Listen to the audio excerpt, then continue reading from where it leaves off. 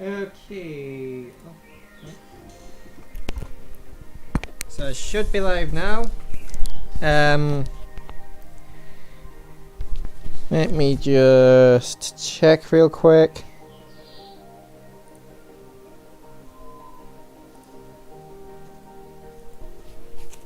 Oh, hello Luna. Yeah, come tuttles. Come tuts. Yeah, I'm live. Good. Just gonna share this to the Discord real quick.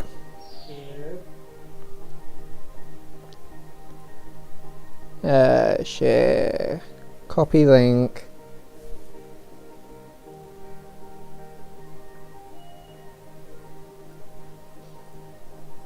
And Minecraft at every one. I'm live now.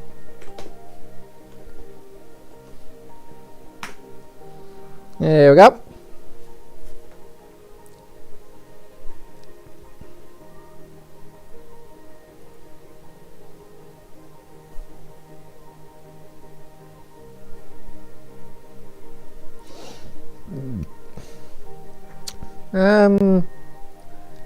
I'm just gonna pop that out so I can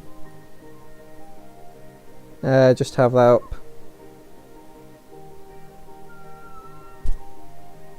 And to the side before Minecraft Live starts. You know, wind you will.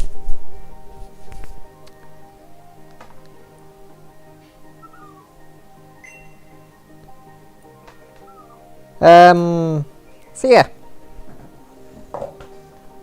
Minecraft Live. This is actually going to be the first one I'm catching actually live because, well, the first time, I think the first Minecraft Live, I was like, oh, nobody's going to pick like the Phantom over like a new Nevermob or that really cool one out to, would like mess with like enchantments and stuff. That was really cool, and I was like, oh, like no way people would vote for a gimmick, a mod that's entirely based around one gimmick over those two. That one would revamp the Nether, and the other would, which it desperately needed at the point, the other would just be really cool. And hello, Ahmed Sulaiman,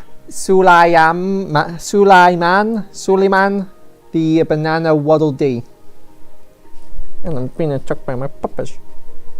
But clearly I was wrong, and enough people listened to Mumbo Jumbo to vote for the fucking Phantom. And now it's all our problem now. And I was like, eh. And then the last one I wasn't like super over. Like there was none I really hated. Like the Blue Shroom or the Glow Squid to me was like, eh. If they're in, then I'm not really going to be that bothered about it. Oh, free show. Hello everyone, my name is Mumbo. Welcome to the Minecraft Live Creator Free Show. I definitely could have done that better. I'll be honest, that was a little bit pants, wasn't it? It should definitely help the situation. A little bit of redstone lamp action, and of course a tiny bit of TNT, why not? And now I'm fully prepared, I want to welcome you to the Minecraft Live Creator Free Show 2021.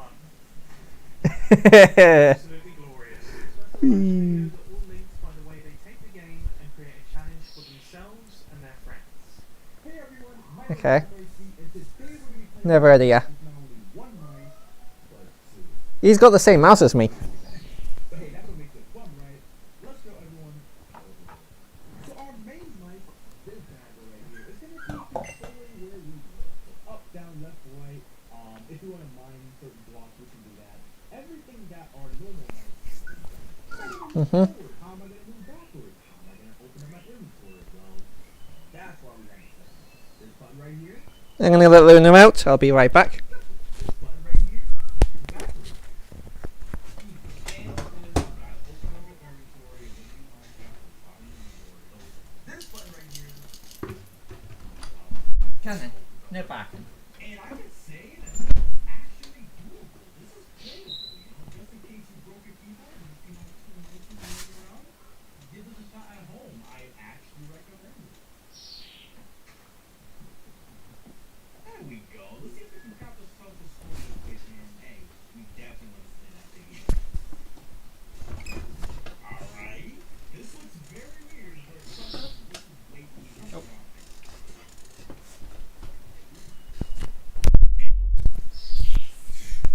I don't know how I managed to set this up. There we go. Now we need Probably a mod. we got some buttons on the side right here. God, this feels very weird.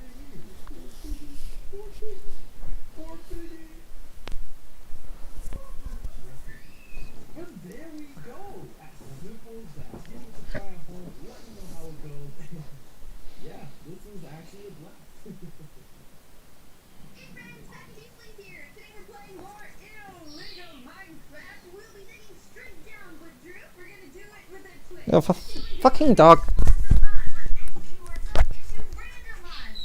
As always, we're gonna have a death meter. So here is a dig down spot. I think this is Luna! and go. Oh, okay. Luna!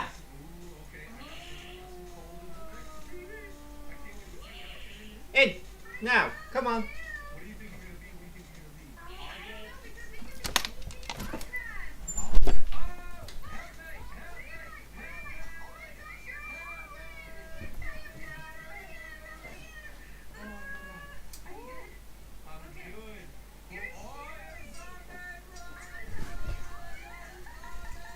Ugh. These two are loud and obnoxious.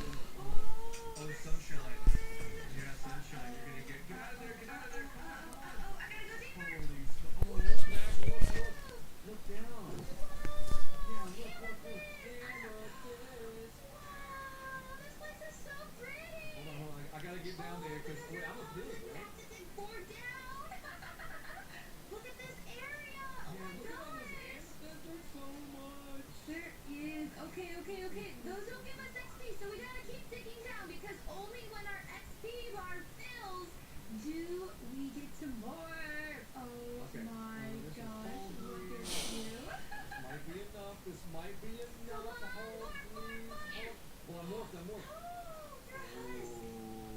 We're kind of like best friends right now. Yeah, we are best friends. Hey there, Best friends. Hey, best friends.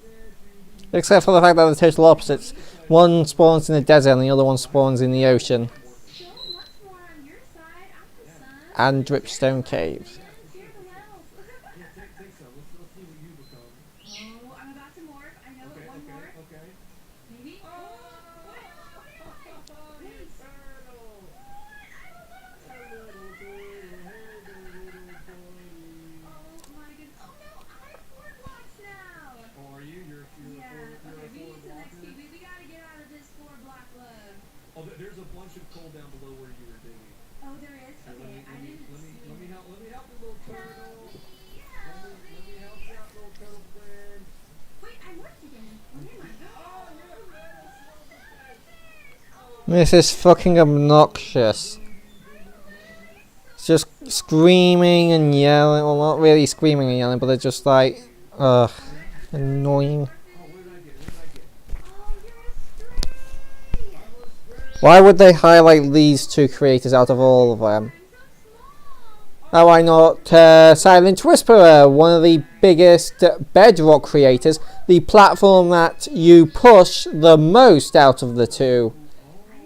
Instead of just like these two people whose entire thing is just like, oh my god, I transform! Oh, it's just like, why? I can fly.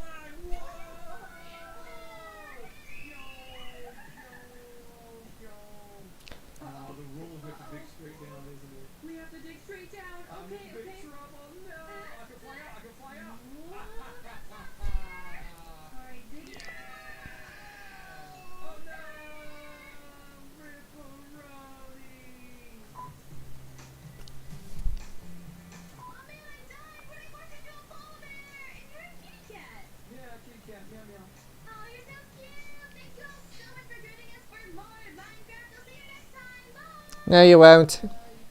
Fala pessoal, eu sou o Jack Ghost, youtuber brasileiro de Minecraft, e agora vocês vão assistir a troca de construção. O minigame que consiste em você ter apenas 1 minuto para começar uma ideia de Okay, this is his oldest team. lote e para a construção do youtuber. Well, no.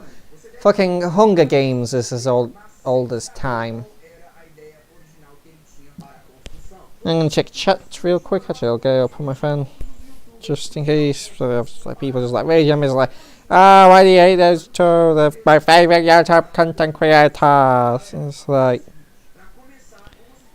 why? Oh, hey, Axolotl.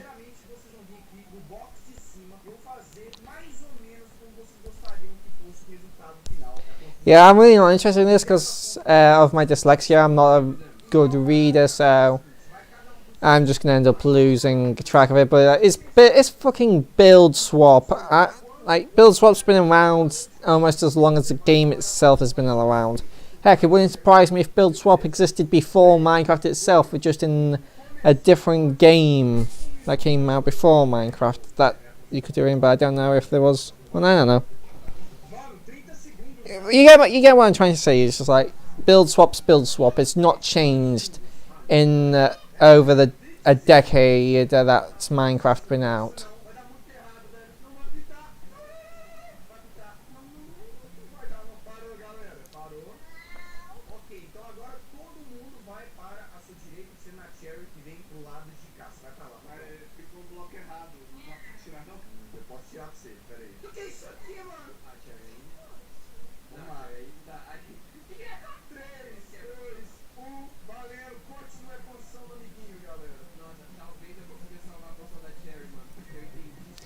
This is a bit shite.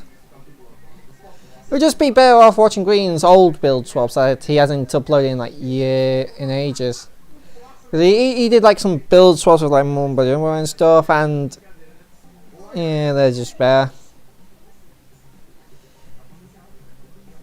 Especially because you can actually, especially if you're like English speaker and you don't speak, I don't know what language they're speaking, but jokes just don't land as easily when you don't really understand their language. I guess that's kind of like a catch-22 kind of thing, because you can't really, you know, make it so that all languages, you know, can understand what they're saying without like subtitles. So it's just like kind of like if somebody doesn't speak English but they do speak whatever they're speaking, then they might not really like care what the past two content creators were, and it's just like, yeah, it's fair, but it's just like this is how I personally feel, and yes, I fully acknowledge it. It's because I don't understand the word they're goddamn saying, and my dyslexia makes it hard for me to keep up with the subtitles, but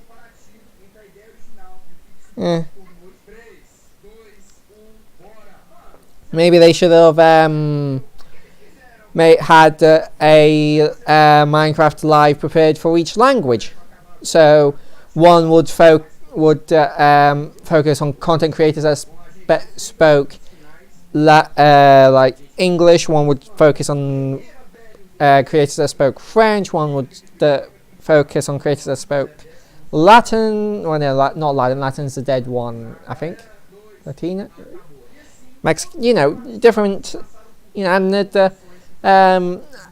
I believe that would have been better overall, because then you could just tune into the ones that you actually understand, and I would dare say that the different content creators. Oh, yeah, the building's got a lot better over time,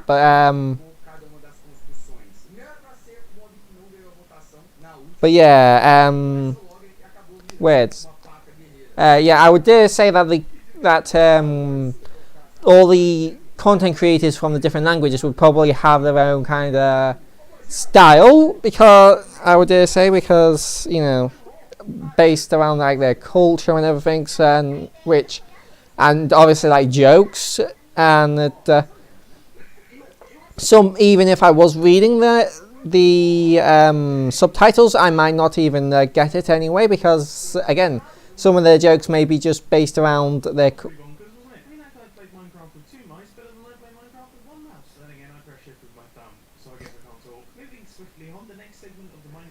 culture.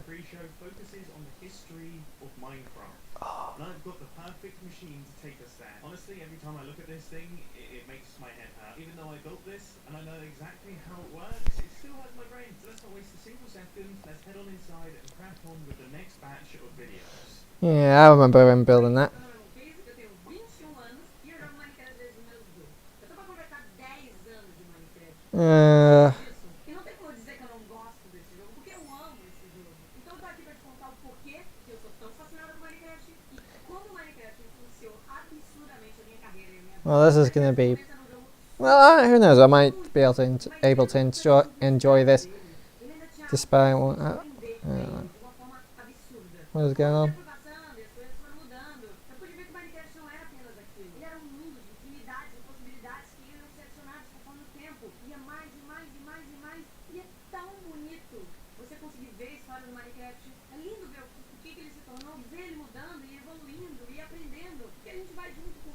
I have no fucking idea what's going on.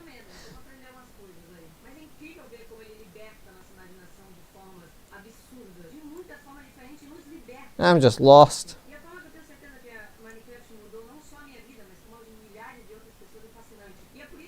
Yeah, the fact that they just shoved a bunch of content creators that speak different languages in this does negatively impact my ability to enjoy this. And like I said, they should have just had different Minecraft lives with, you know, with just based around the most spoken languages.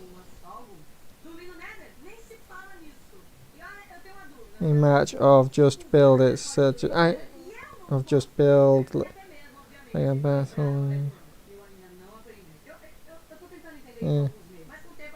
I'm not much of a builder, so I don't really care about building much.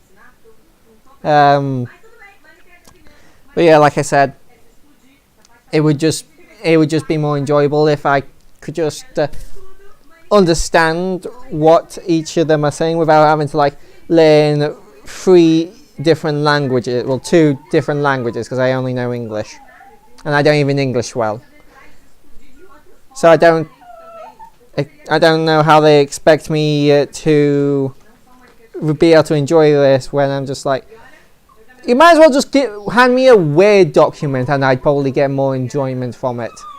They'd be like, oh, here's a Word document of the history of Minecraft. That's modded. I don't know why.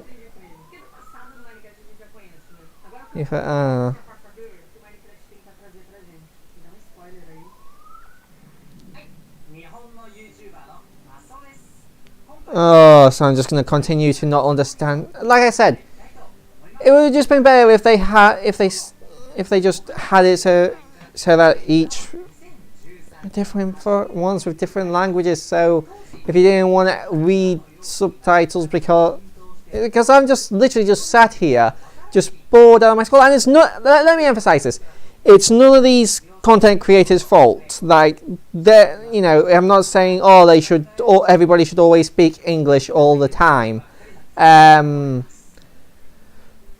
I'm just saying that Minecraft, you know, Mojang could have made multiple like versions of this, one for each language, so people who only spoke their native language, such as me, and probably like some Japanese speakers, some whatever Mexicans speak, they could enjoy Minecon just as well.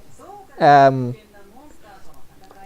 I just think it's a flaw in how they have done this, and I think it would have been much better celebration of the community, because, like I said, because of their culture and where they come from, I'm sure like different Minecrafters from different that play in different languages would probably you know, have like different jokes that probably don't translate well into English. Like we know that there's a lot of Japanese jokes that don't translate well into English from like anime dubbing, and you know, just anime in general. We learn that a lot of Japanese jokes don't always land, so Japan also has its own culture around jokes and stuff, so even if like I was saying, even if I did read the jokes, I probably wouldn't get them even with the subtitles, because you know, it may just be because of their different culture and cultures and everything. And yeah, I just think they should have had multiple focusing on different creators from different cultures. So like one for American, well I don't know if like we'd have a separate one for Americans and British because we both speak mainly English. So yeah, and again we've got like 4 different languages now, and it's just like I can't keep up with the subtitles because of my dyslexia. So I'm just completely lost here because I barely English, so I have no idea what they're saying. So it's just like, this is just a miserable experience for me. Hello, Papa.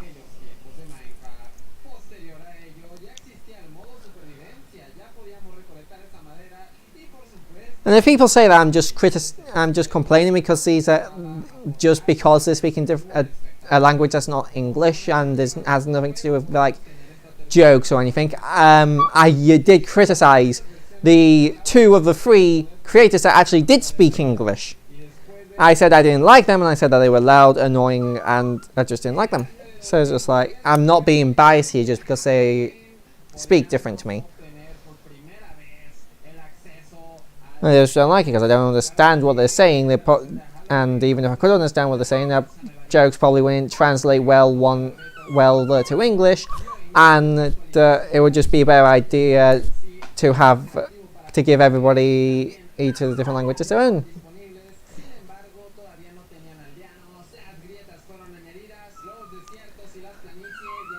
Honestly, I don't know why they insisted on just like having all of these different ones, because because then it's just like, what about people who like me who can't read subtitles quick enough because they've got dyslexia or will end up misreading them? Like, so are we just gonna go fuck ourselves? Because that's pretty much how it just feels like. They're just like, oh, you can't read you can read subtitles, but you can't read them fast enough to keep up. Go fuck yourself. You're gonna just listen to somebody speaking an entirely different language that you can't possibly understand for 4/5 of the event. Oh, there's only 15 minutes left.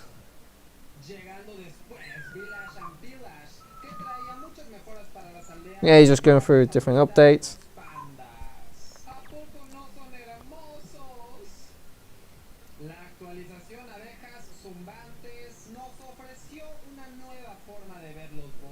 And it does all of these like different types of content creators dirty, because we don't really get a proper look at each like content creator and how where they grew up and lived impacted them personally and their community, and it's just like they're just shoving different content creators together, and just feels like an attempt for them to just like, oh wow, look how many people play a game, look how diverse and inclusive our community is. I remember pretty much all of those Minecraft updates. When I first started playing, beds had only just been introduced. I mean, can you imagine playing Minecraft without any beds? Anyway, this last section is a showcase of big community games, and I've created my own little game right here. Let's see, how good is my aim? Pressure is on. Let's see if I can get this first try. There it is. Yeah, I can promise you that the community games that are about to be showcased are far, far better than whatever this is. My name is Scott, Artist Major, Hey. that's a long name. A branding nightmare, I know. I'm a content creator who's been making Minecraft content for over 8 years now. But my favorite thing I've ever been part of is a small little Minecraft event I make with Nox Crew called MC Championships. Since November in 2019, me and Nox Crew have been working together to make an amazing Minecraft event. The event sees 40 different content creators go head-to-head live in a variety of custom mini games, battling it out for the ultimate prize, an MCC coin. But rather than me sitting and explaining to you what MCC is, how about I show you? Roll the tapes. Let's start it. Countdown. Ready up, ready up. Oh, it's a laser show! Oh my god!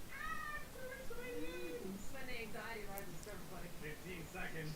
This is where we get in there. It's MCP time! I'm so ready. I'm going in. Let's get it! Let's go! The Descendant Dome! Here we go, gentlemen!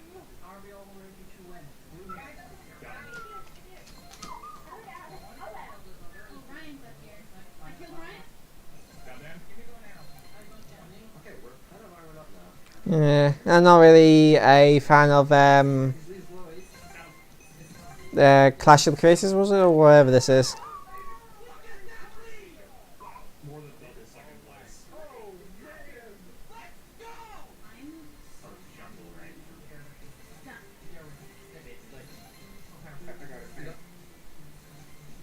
There we go. Yes. Yay! Okay. We made it first by so much. You guys are doing really good. I prefer like survival stuff like Hermitcraft, Just with some power. Truly Bedrock, like Last Life and Third Life, and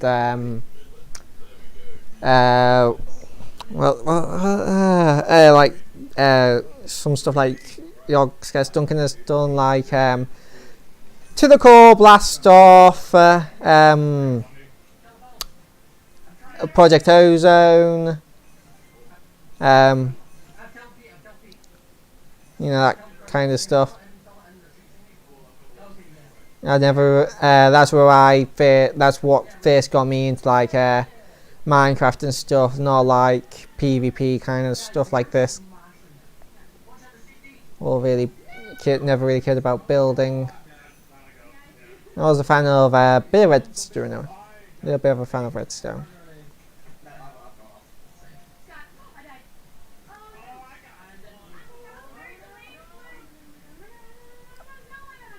Let's go! No! People knock me off, you stupid shit! Sorry. Oh god, I can't see anything! Oh no! No! No! No! No! Push it off. It's a marathon. My man, come on. Nice. They got me down so fast. Oh, I saved myself. Going back to the whole, like, it would be better if they had different Minecraft lives for like different regions, or at least it's like beginning bit. So then the thing is that no one person is going to be able to understand all of the people, and you know somebody's going to have to end up everybody's going to have to end up reading the subtitles at least one point during this. People generally don't like reading subtitles for the most part, especially in something like this where you don't really gain anything from reading subtitles compared to like if it was like, you know what I mean, where it's not like an anime where some of the like original stuff is lost if you read subtitles compared to like someone dubbing over it. And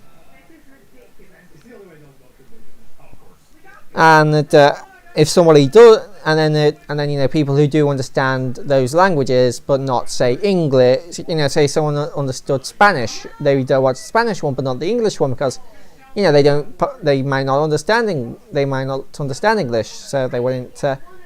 And then everybody would have a better time in general, rather than everybody just having a good time at you know here and there, and then just waiting for babble that they don't understand to end before it gets to another language that they do understand. But even then, the only time you're ever going to get that in this is if you understand English, because most of this is in English, and you know so far at least all the other languages have only appeared at you know once. So it's like it would be more of a celebration of those individual like spheres of Minecraft, of the Minecraft community, if they got their own Minecraft Live pre-show. You can tune in I think that would have been much better. which is next Saturday on the 23rd of October at 8 p.m. BST. Bye! El siguiente video está dedicado a toda la comunidad hispanohablante, pues es un honor para mí poder representarlos y además traerlos a esta Minecraft Live. 3, 2, 1. Todos adentro, todos adentro. Metemos 200 jugadores en la escuela, en una prisión de máxima seguridad, en 200 islas imposibles de Skylo, en el sistema solar, en un parque de diversiones, en Latinoamérica, a construir una ciudad entera, en las Olimpiadas donde todo... I also just remember that I did watch some Sky Does Minecraft, you know, that where they escaped the prison. With like, was it Bashavis? Was that his name? Did he turn out to be a pedo? A continuación se enfrentarán contra el guardián oceánico. El primero que salte de este avión con vida y pase por los obstáculos de Nitras podrá ganar el premio. ¡Tenemos un ganador! ¡Tenemos un ganador! Está cerca, lo ha conseguido. Todos tendrán que escapar de este barco y tener cuidado con el agua. Uy, ya tenemos a muchos jugadores eliminados porque se están cayendo. Also watched some like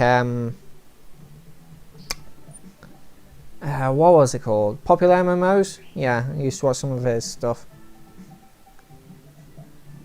Not so much anymore. Well, not at all anymore. Just not as funny as they used to be. A continuación todos deberán de esquivar Maybe that's probably because I've grown up.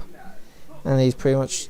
I don't know if he's changed or got, you know, whether he's gotten worse or just not changed and I've just grown up, but he's just not as funny as I remember him being.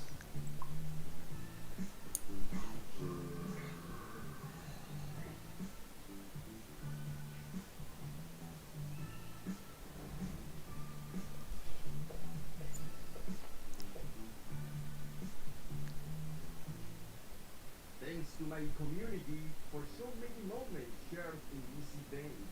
You teach me, you challenge me, you inspire me. Thank you, Mojang, for allowing us to be part of Minecraft history. Yeah.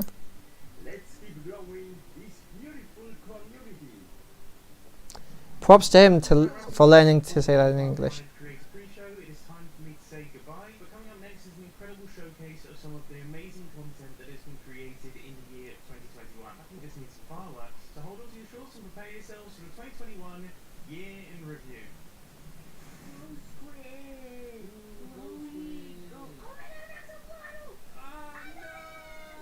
Oh, kill me! 哎呀，这回就是正好天王啊！没事，兄弟们，拿上我的齐天大圣金箍棒，棒了就完事了，兄弟们。才花了1分钟没到，他就已经残血了，简简单单呀！ From the big blue house? What happened to the big blue house? What happened? Where are the rest of them? Where's the moon? Attack. Okay, we're doing this. We're getting a little bit closer than I wanted to. Oh man, my dragon is not doing good. It's hard to aim. There we go. We got him. Got him. I played a bit of Minecraft Dungeons, I just got bored of it. Listen. Well, I don't know what I'm doing. I'm just right clicking after they call it not collectible. It's just forward block. There we go.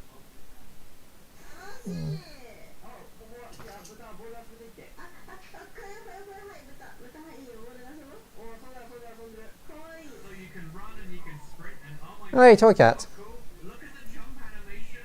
They've got all the sounds officially from Sega. This is insane. I love this. So you can Oh my gosh. Yo, these blazes. Nope, nope, nope, nope. Nope. Yo, no, my iron golem. もうちょっと敵が密集してたらすごいことになりそうね。 오, 탑승, 탑승.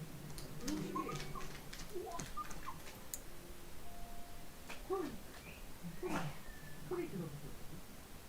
막 그때 세대로 한번 해볼게요.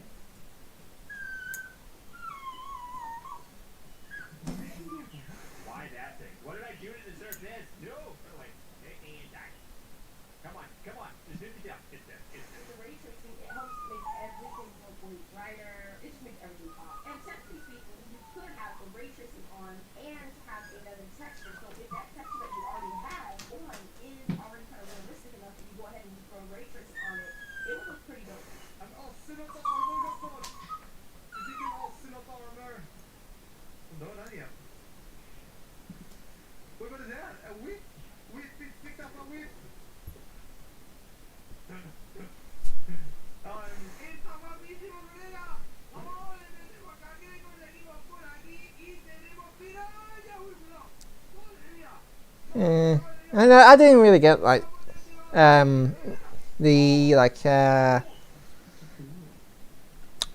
the appeal, I guess, of 2D Sonics, because it's like it just felt like the game was playing itself for the most part, and then you just stopped and then you had to jump, and then the game just played itself some more until like boss fights.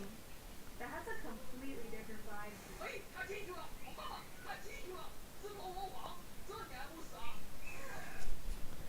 And I got the appeal of the Sonic, like whatever it was called, mashup pack, what I think it was called, or whatever it's called. That whole thing they did with Sega and Sonic, I got that even less. It's like, why?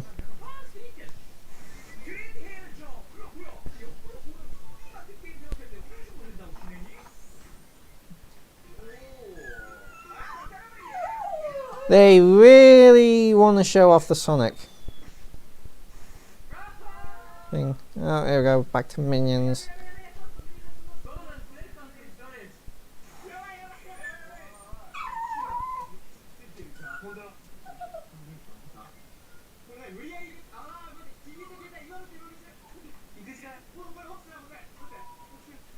This is one of my favorites. This is a pool table.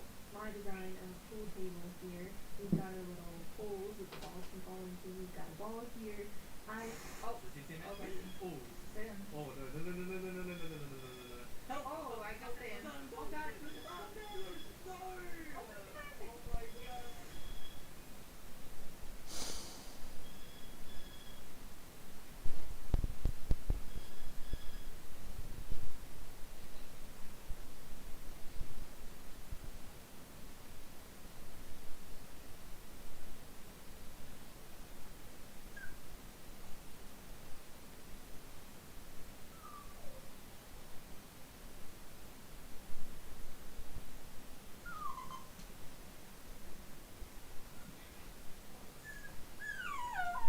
Okay.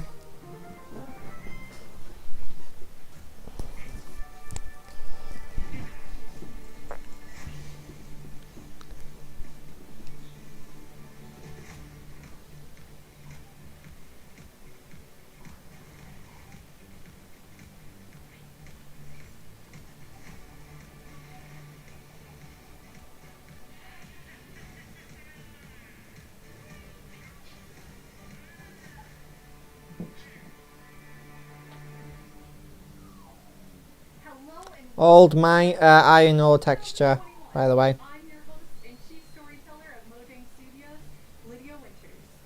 We have an exciting show for you today, filled with all things Minecraft. You'll vote a new mob into the game, hear what's happening in Minecraft dungeons, learn how to design and play with your own Minecraft mob, find out the next Minecraft update, and much, much more. Seriously though, we have a packed show for you. The best part is that you get to hear everything directly from the cool humans making it, and they will give you the inside knowledge that no one outside of Mojang Studios knows, our best kept secrets. Until we tell you all of them today. So let's do it. Yeah, it might be a better idea to actually tell us, instead of telling us what you're going to do, actually do the thing. I'd rather you just do it rather than telling us about it for a couple of minutes. What do you think about everything we announce? Hang out with us here and also there. Last year, we announced quite an anticipated update, the Caves and the Cliffs update. We've seen all the incredible things you've done with Caves and Cliffs Part 1, and can't wait to see what you do with Part 2. The very limited things we could do with Caves and Cliffs Part 1, because there was very limited things added to the actual game. Hello. Agnes, how are you feeling? I'm super happy to be here. I'm excited. Very excited. So excited. And Henry, it's your first time on the Minecraft Odyssey. It's not your first time though, right? It is not my first time.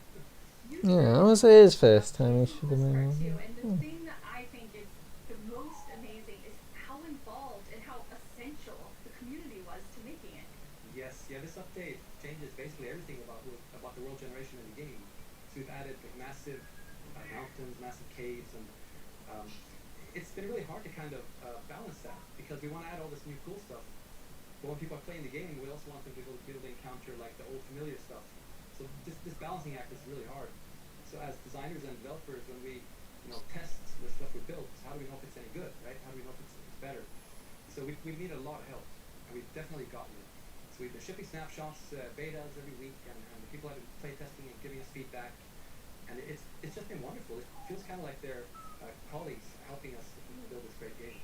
That's amazing. And you have an amazing example of someone who took a lot of time giving. Yes. Yeah.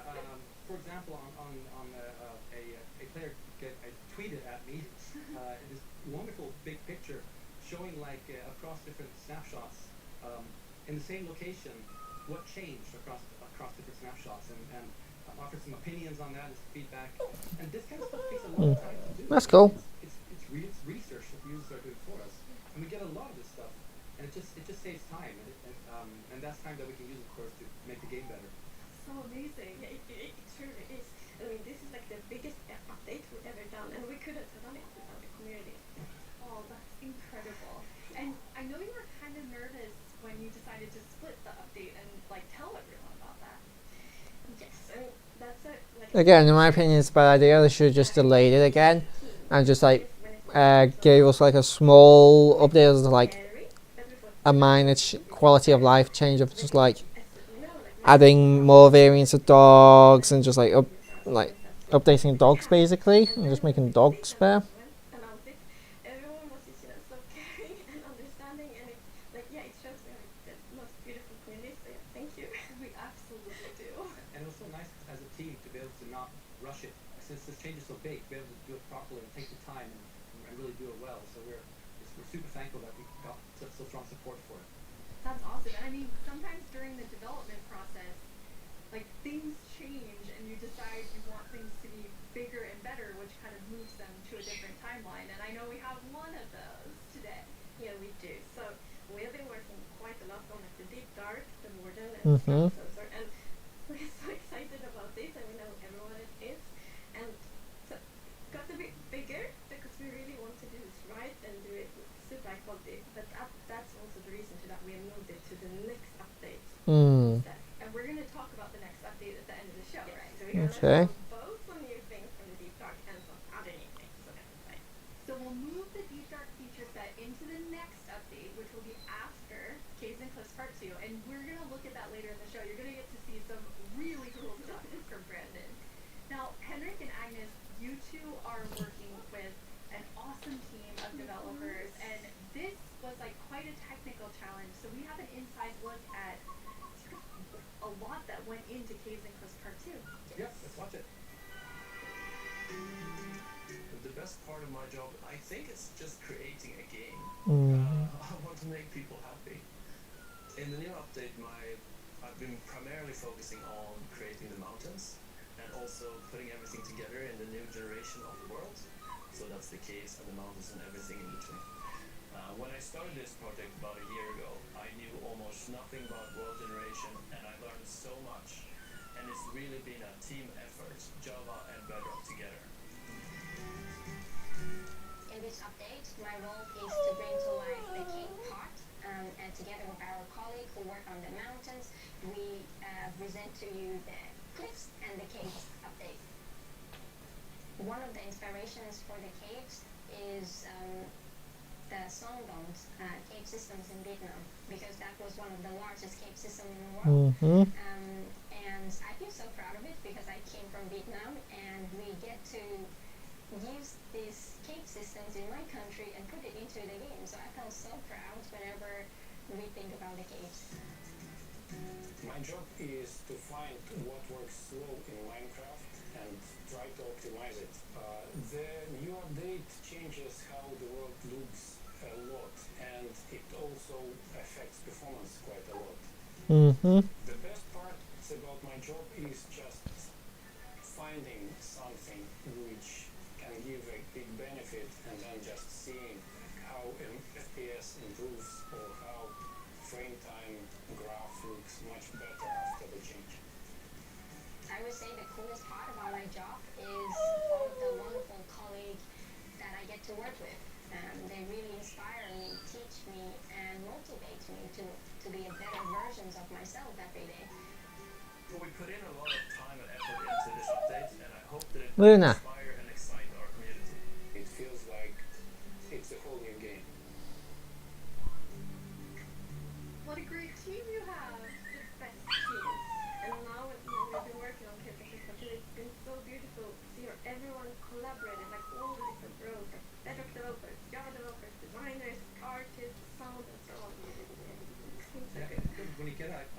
Oh, yeah. Get together in a room like that, even if it's a digital room, I guess. And Well, that was absolutely nothing burger. there's no problem you can't solve.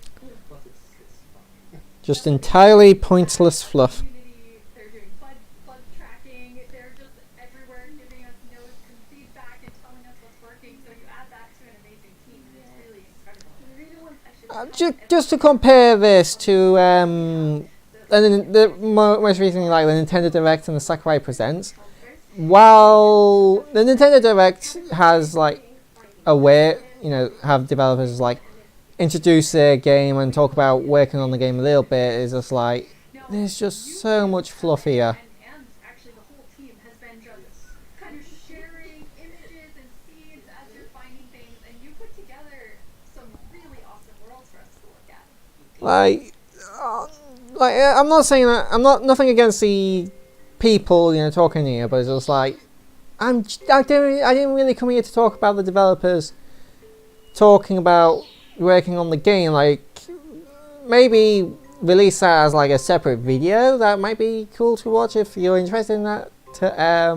Interested to know that, but just like I'm just really here for the mob vote and just to look, the next see what the next update is and all that. I don't really care. It's just a bunch of fluff. And we already had a bunch of fluff before this with like the whole like thing with the content creators, which again was kind of nice, but half baked kinda, with just like how they just like had a mishmash different languages, and it would have been better for everybody if they just had like different versions for different languages. Wow, they're beautiful. what's interesting about this is when you look at that video, It's just like just big mountains. if you can't fill the time, then just don't fill it with fluff. Like you just waste. You realize that It just feels like a waste of time. it's all put together. But once you started seeing that work, and it was so fun to see how the team started realizing that we're really onto something. This is going to be great. Seeing that inspiration spread, and then also spread out to our community through the snapshots has been really fun. Yeah, no, we have been playtesting a lot, and we're like, we couldn't stop playtesting.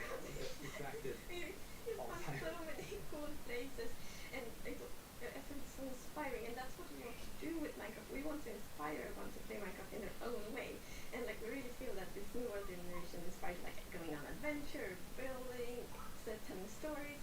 So it's very exciting.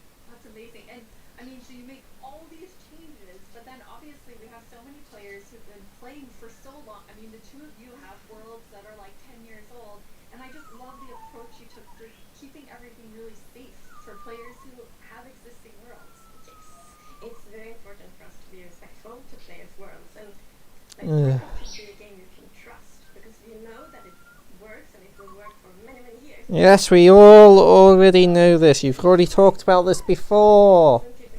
You talked about this in the last Minecraft Live, or whichever one. You've already talked about this. You're repeating it. To the left, we don't have blending. So then, when you update your old world to the new world generation, it would just be like an ugly edge. But now, with blending, it's actually all smooth and pretty. That's beautiful. That makes a huge difference. And Henrik, I know the other part you want to show us with your own world.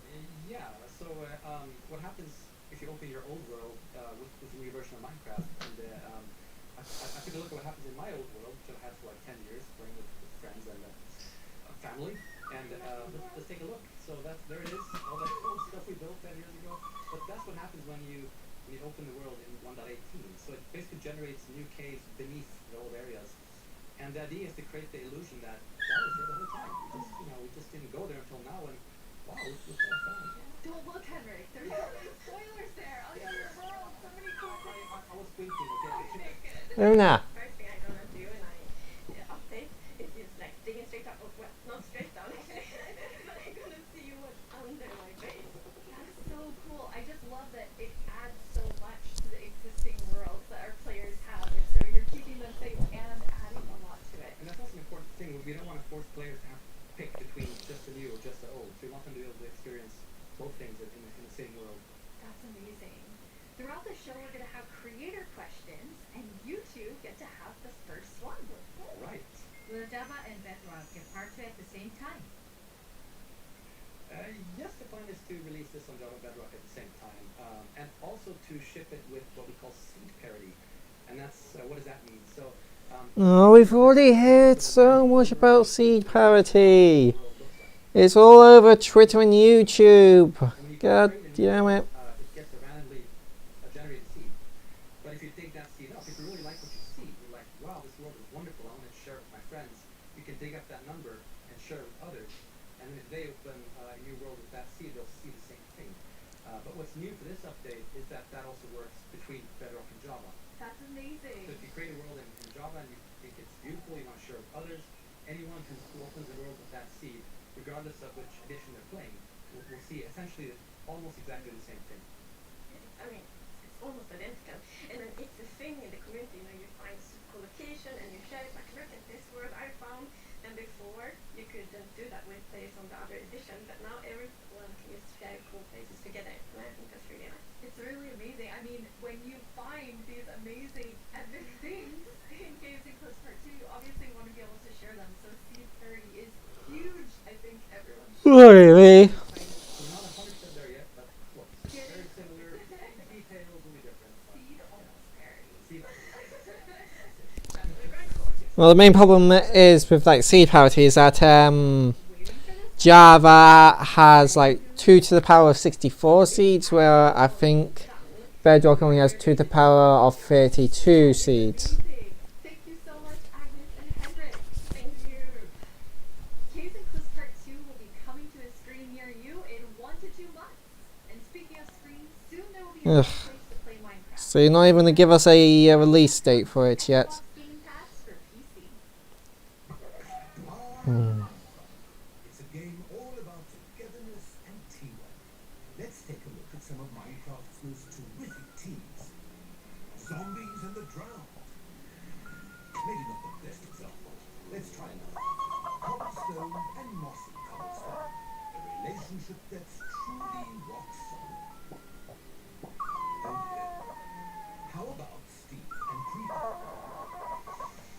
Okay, Windy Blue. not them. Not them either. That's gotta hurt. You realize this is going up live, right? If we don't find a great example of Minecraft togetherness soon, what's that go? You've got the best example of togetherness yet. Okay, that's going to be good. Minecraft Bedrock Edition and Minecraft Java Edition. Finally, coming together for... No, that's not right. Absolutely not. That's a ticket. Minecraft Bedrock Huh. Edition and Minecraft Java Edition are coming to Xbox Game Pass for PC. We debated Oi. which to add to the service and decided why not add both. That means Game Pass for PC will be the only way to get Bedrock and Java in one place. Convenient. Perhaps a little too convenient. In any case, starting in November, you can play the original blockbuster, its crossplay supporting Cousin and a cartload of other games with Game Pass for PC. Excellent point, Goat. Game Pass does have PC games. Yep. And personally, I can't wait to play those PC games with my two best friends. Ah, the sweet smell of togetherness. I tried. I actually got Game Pass the other day and tried downloading Master Chief Collection. Did not want to download. Of the world. I'm Boo Booey, and I'm back yet Never heard of you. to guide you through this year's incredibly important and potentially I don't know why you want to go outside so much. Remember the Phantom? For an amazing mod Just so you that can we back added to Minecraft. neighbor. For those of you who haven't been a part of Minecraft Live before, here's how it works. Our developers came up with 3 different mobs that they think could potentially be a great addition to Minecraft. For a Alright, are we finally getting around to the mob vote? community of Minecraft players around the world get to decide which one gets further developed and brought into the game in a future update, and which Look at that. one will live on only in our hearts as what could have been. Like you, little baby. Oh. I'll never forget you. Moving on. The Were the other ones like going to be added eventually? Emphasis on eventually. you have it right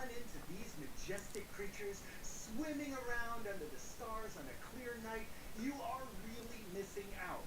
Actually, you can't do that because they only spawn under blocks, so you can't find them at a clear night. There will be 2 rounds of voting. The first round, of course, will include all 3 mobs, but one will get voted out. In the second round, there will only be the 2 remaining mobs, then just one winner in the end. As in previous years, the vote will happen on Twitter. So if you don't already have an account, you'll need to quickly make one. And if you do have an account, make sure you're logged in. Then when I tell you it's I have an old account that I barely ever use. Minecraft Twitter account and check out the live voting poll with all 3 mob options. Pick the one you want to see added to Minecraft and click to cast your vote. That's it. It's like super easy. Well, the clicking part is easy. The choosing part, considerably more difficult. Now that you know what to do, let's go over your options. And who better to talk about our 3 potential new mobs than someone who is tiny in size but never in heart, the one, the only, Tiny Jens. Hey, Tiny Jens. So, can you help by telling What? what? I can't hear you. Hold on. Oh, I'll come up to the surface. okay. We'll just wait. Ugh, more fluff. Can you hear me now? What? I still can't hear you. Hold on. So impatient. Testing. Phew. Oh, Tiny Jens. You made it. Can you tell our viewers all about this year's mobs? I'm actually very busy. I lost Tiny Agnes again. I had retraced my steps, and now I have to go all the way back down there. Oh, I'm sorry about that.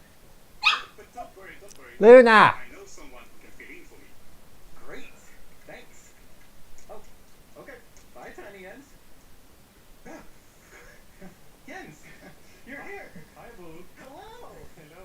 Welcome. Thank you. I guess Tiny Jens sent you while he looks for Tiny Agnes once again. Exactly. It's a tough job. It really is. Well, since you're here, can you please tell everyone all about this year's mobs? Absolutely. So, as you already mentioned, the team came up with 3 lovely creatures that we believe that players will enjoy interacting with. And they are the Glare, the Lay, and the Copper Golem. Those all sound really cool. Absolutely. And to be Literally, there was the glare, like in the last little thing they did. There, like the glare, it'll find the dark areas. The delay will find the items for you, and the copper golem that you make yourself. It was like they were clearly grasping at straws for benefit for something cool for the copper golem to say about the copper golem. Like, come on. okay. And we are. If you're voting for the copper golem, you're not voting for the copper golem. You're voting for copper buttons. And at that point, it's like, why? Why would you vote for copper buttons? Like, over Amazing. I'm ready to book Claire now. one over the LA, which is just a much better idea. Lovely creature that loves The glare would have been a really good idea before this update, where they made it so that mobs could only spawn in the absolute darkness. items lying around and bring them to you. And if you also play on a note block, it will drop the items on that location instead. Useful. Yes, and we imagine that players can maybe use this to make the LA help you with, I don't know, sorting items or clearing up areas. I think there are many possibilities. Okay, so vote elect. I get it. Yes, but then we have the copper golem, and as the name implies, it's a golem made out of copper, so it's an excellent use for copper, and it will also interact with you, and since it's made out of copper, it will over time oxidize and maybe turn into a statue. But don't worry, you can de-oxidize it using an axe, or it actually carries around a lightning rod on its head, so I've also heard that on Twitter they said that you can pose it like a statue, which is probably the best thing you could probably do with the copper golem, because it just pressing copper buttons randomly is just one of the, it was just there's easier randomizers to make. That's amazing. So, how are most likely cheaper, and ones that won't oxidize and then become useless once fully oxidized. Choose. I think it's going to be quite difficult. But you've given them a lot to think about. So I think people will figure out what they like the most. Well, thank you so much, Jens, for coming by. I have now a creator question for you. Hola, Fiebre 97 de México, y tengo una pregunta para ustedes. Primera pregunta, ¿cómo deciden qué mod poner a votación cada año? Segunda pregunta, ¿cómo se le ocurre al equipo cada nuevo mod? Última pregunta, ¿se basan en los comentarios de la comunidad de fans o es inspiración del equipo? Okay, those three questions I think everyone wants to know the answer of. Yeah, well, ideas and inspiration can come from many places. Sometimes it just spontaneously appears when you're walking around in the park, or they often like to play other games, watching movies, or playing Minecraft. And the community is also a great help. They have so many ideas and they do so many fun things. So we have a lot of ideas to work with, and we need to figure out like which ones do we want to do next. And a good way of doing that is actually playing the game and see which areas that can be improved. I lost my train of I mean, thought. there's so many different ways that these ideas come, and that's really exciting to hear. So when the community votes on a mob today, that mob is going to move forward towards being in Minecraft. Like, how finished already is that mob, or is there a lot of work to do? Well, of course we have the big concept that we wanted to do, but And with cases like the Phantom, the concept was the beginning and the end is like, I'll mob that attacks you if you don't sleep. And it flies. Okay? And that's how they proposed it, and that's essentially what we got. Like, the only thing that got added is that they dropped membranes to use to repair Elytra. Glowing squid. Got a squid that glows, and it drops glowing, which can be used to make glowing items. Like, they don't really expand upon these mobs much after they're once they've been implemented. Like, can we vote? No. For Minecraft Marketplace. This year, we're going to do that and show you how to start creating Minecraft things yourself. I finally made my first mob. It's very weird. Fanny and Quinn are here to tell us all about how we can all become creators. Hi, Fanny and Quinn. Hello, Olivia. Nope. It's so great to be here. Like, just so exciting to talk about our creators, and what a better place to do it than surrounded by the art that they have created. I know. I walked onto the set and I was like, oh my god, those are Jollycraft skins. Those are Cupcake Brianna. That's Cos Studios. It was so cool just seeing all of their skins and worlds and concepts all on the wall. They're really amazing. I mean, the creativity from our creators, those names, that makes sense now. It's just mind-blowing. Before we get too far in, though, we should probably explain to everyone what is a creator. Yeah, of course. So a creator is really anybody who makes Oh my fucking god! skins, textures, worlds, terraforming, UI, and even for me, like people that are making mods, add-ons, that kind of more developer type, those are creators too. Definitely. For me, the way that I always like to think about it is that a creator is anyone that makes something in Minecraft and then shares it with someone else. And that can be like little Mac sharing it with their friends at school. Everybody fucking knows about this already. And everything in between, right? And our mission really is to empower all of them to make whatever their imagination This is such a fucking slog. give you the means, optimization tools to be able to do whatever you want to do. Yeah, it's just such a cool thing to be able to work on that everybody can be a creator.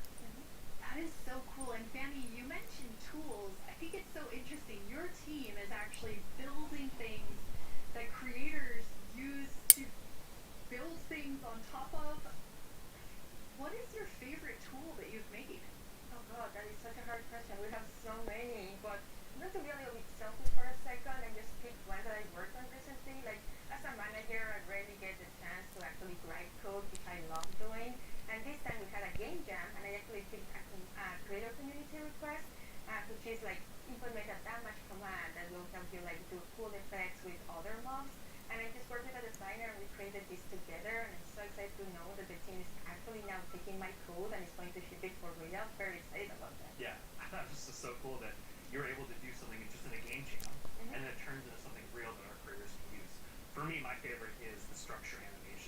last year we shipped a map called Suburbia by Jiggerbob that is basically this world that you can manage your city, create plots for commercial, residential, balance your economy, and every single time you place one of those plots, it animates layer by layer by layer, adding just this immersiveness and polish to the map. Yeah, that was done using structure blocks, which you can I mean, so many of our creators have it so they're built in layers. innovative tools that you've made to just like expand what they're working on, and we have some awesome I think. examples of that.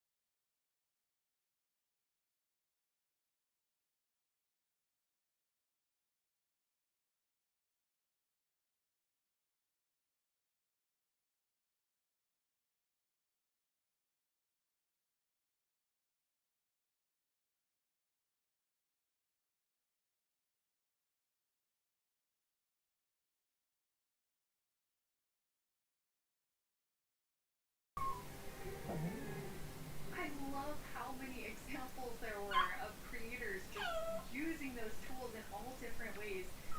What's that like for you to see, Fanny, when your team, you've all been working on making those things for our creators? It's definitely one of my favorite parts of like working with creators. You just give them one tool or two and they will make this crazy amazing thing. Anytime I see their creation, I'm like, how did they even do that? Like I know they're using our tools, but I don't know how they did that. It's so crazy. It's mind blowing sometimes just what they're able to do with just the small little things that we give them. That's really, really cool. And we have a creator question for the two of you. Hey everyone, I'm Eli Stream, a Minecraft YouTuber, and I've got a question for you. Are these awesome features just for people who have experience in modding or creating content? And if we wanted to, how do people learn more about these features? It's such a great question because the answer is no. They aren't just for advanced modders. Do you think these creator questions might be a little bit, what's the word? Rigged? No, not rigged. They basically what I'm getting at is that these content creators may have been told to. These questions were scripted. Basically, they were told. I think they might have been told to ask those certain questions, but I don't know. But it seems oddly convenient that he asked a question and they just so happened to be talking about that exact thing he was talking about. The program is all about creating boxy pixely models, which makes it perfect for the Minecraft art style. Today Blockbench supports many Minecraft formats, ranging from Bedrock Edition add-ons to Java Edition resource packs and mods. The program is used by Minecraft creators all around the world to create models, animations and player skins. Almost all 3D models you see on the Minecraft marketplace were made in Blockbench, and it was even used to design some of the new vanilla mobs, such as the goat and the axolotl. This summer I've collaborated with Mojang to create a new plugin for Blockbench. The plugin makes it super easy to get started with add-on creation by generating everything you need for a custom entity in just a few clicks. I'm going to demonstrate the process by making a simple grizzly bear. To install the plugin, I'm heading to File, Plugins, Available, search for the Minecraft Entity Wizard, and press Install. That brings up this handy shortcut on the start screen. Let's go! I'm going to pick a preset that looks similar to the grizzly, like this polar bear, and I'll use the same for the behavior. Okay, now the add-on is created on your computer. Now let's start customizing our model using Blockbench. For this example, because we already have a bear model, I'm just going to recolor the model. Of course, you could also change the whole model to turn it into something entirely different, like this butterfly that I made, and is based on the vanilla badge.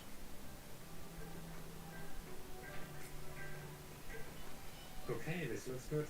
Now I'm going to press save and switch over to Minecraft. I can find our new grizzly bear pack in the behavior pack section and simply enable it. This will automatically enable the resource pack as well. Now let's check out the entity in-game. I just need to grab a spawn egg from the inventory and use it. And here's our grizzly bear. Have fun creating. It's free and works on all platforms.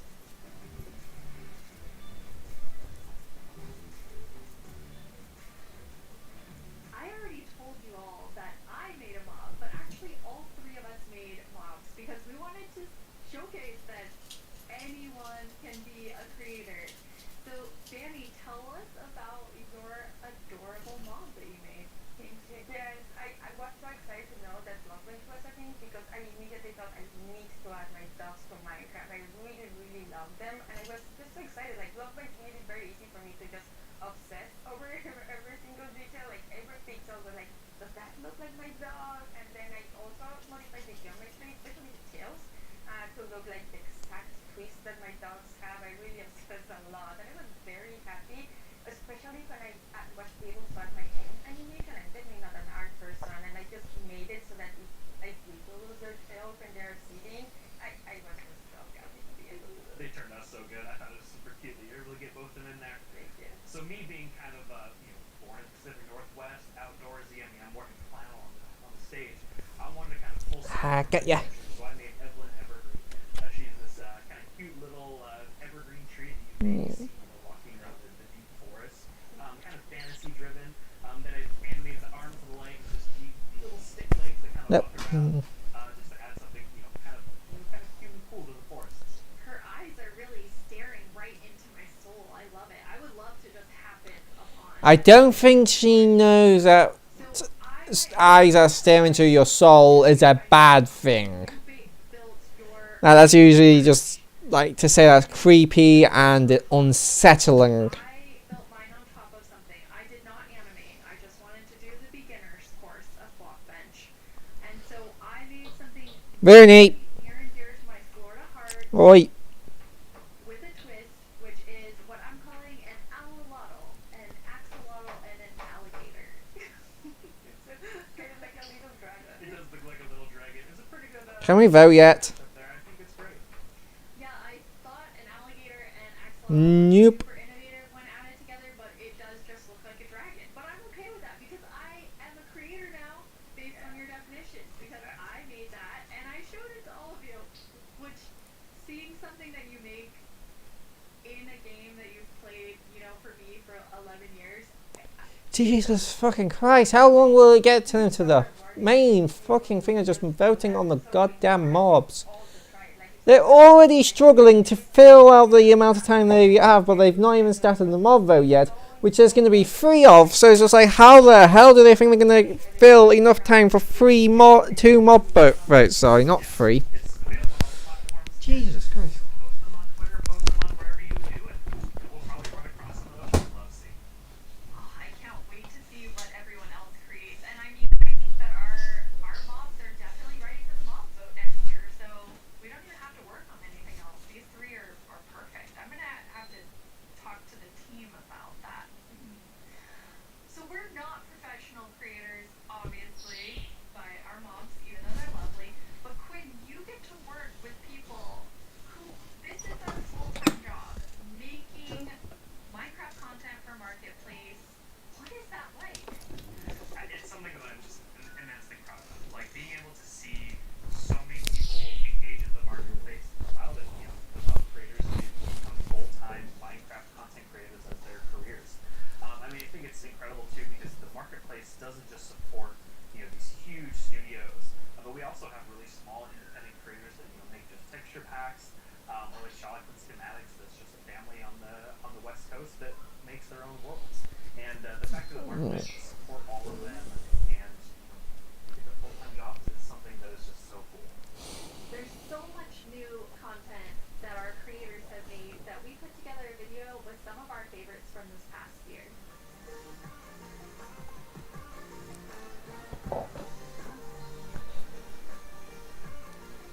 problem with this is that if people were interested in any of this, they'd actually look it up on the marketplace. It was just like, nobody who's actually going to be interested in this is actually going to check it out, really. It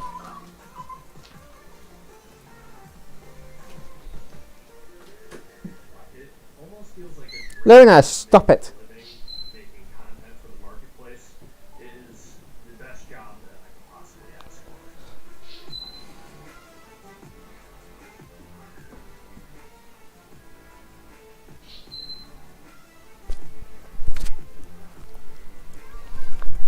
Come here.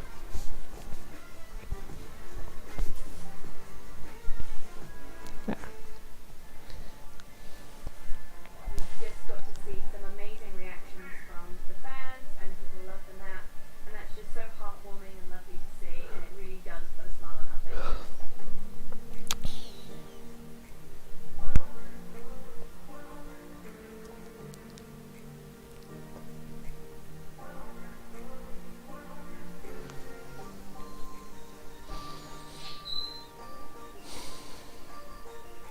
The thing I like most about creating inside of Minecraft is the community that's been built up around it.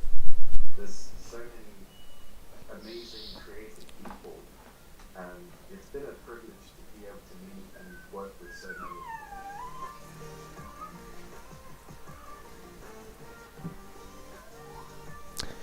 Her rings look like floaties.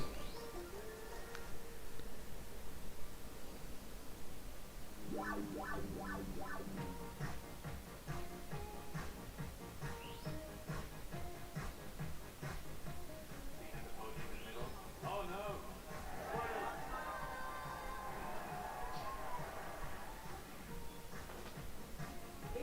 Wow!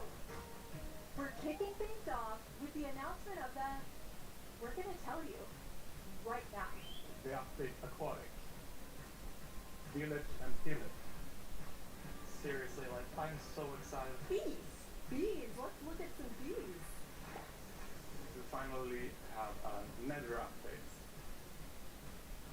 Holiday update will have the cats, pandas, bamboo and scaffolding. Okay, simply something. David Nisaget.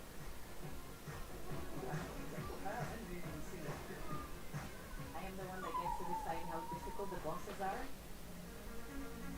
Oh, Madame's there. The results of the first vote are in.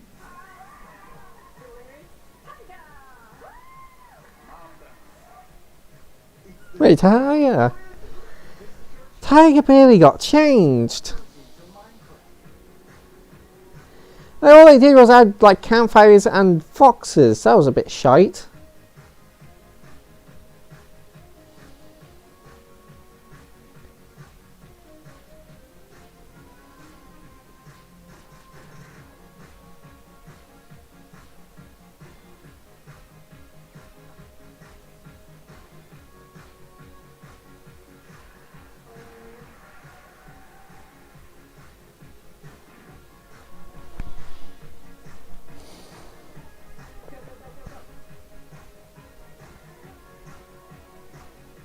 What do I do now? Mob B.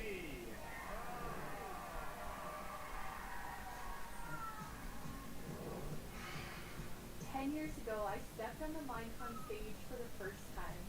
I still get nervous and excited every single time I'm on this stage, but mostly I feel incredibly honored to be in front of you.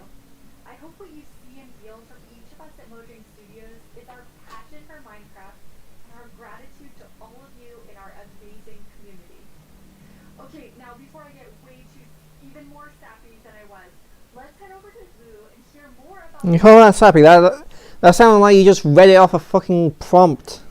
One of those, like, screen prompts. Here we go. It's almost time to vote.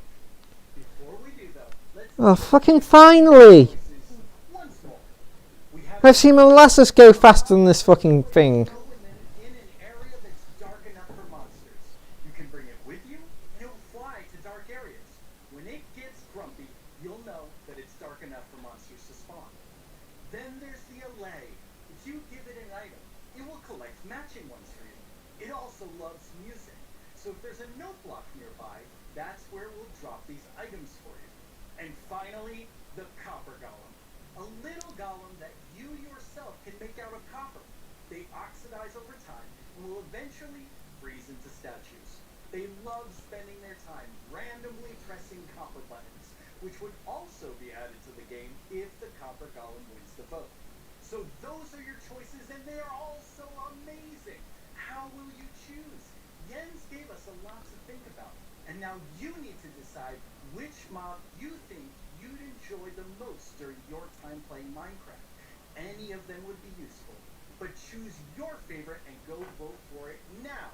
Yes, that's right, the poll is now open. To cast your vote, make sure you're logged into your Twitter account, go to the Minecraft Twitter account and find the freshly launched poll with all 3 choices. Don't forget to click on the mob you most want to play Minecraft with. You can do it right now. After the Now let's refresh and see if it'll update. Yeah. Greetings. Oh. My name is Narita, and I'm the star of the Minecraft YouTube channel. And I'm Marilla. I'm the Oh. actual star of the Minecraft YouTube channel. We're here to tell you about all the excellent shows you can watch on our channel. Oh, fuck off. Subscribe today. They're literally just fucking plugging the YouTube channel. These are just some of the questions you can ask us. Here's Brightest Mind on Ask Mojang. We've actually received a question from us just now. Do you think making a video game is the easiest thing in the world? No. Literally no one thinks that. Well, I do. Until I started watching this informative series that goes behind the blocks of every part of Minecraft Dungeons development. Do they show the footage of you tier 3 begging to be put in the game? Maybe in Series 3. Meet a Minecrafter interview some of the most incredible members of the Minecraft community. They asked me to record it, but I was too busy being young and cool and attractive and not loved. Okay. With so much happening in the world of Minecraft, it can be easy to lose track. I myself only recently learned that blocks have been added to the game. Subscribe to our channel and you'll be the first to see our announcements, trailers for new updates, upcoming games, and the exciting future of Minecraft. Are you sure that's the right footage? Finally, this is our fearless show that tells you Minecraft's most scandalous secrets. Every month we... We're out of time. Bye! Oh, not, we still have a few seconds left. Have a great Minecraft Live, everyone. No! Don't forget to subscribe to the channel and only watch my...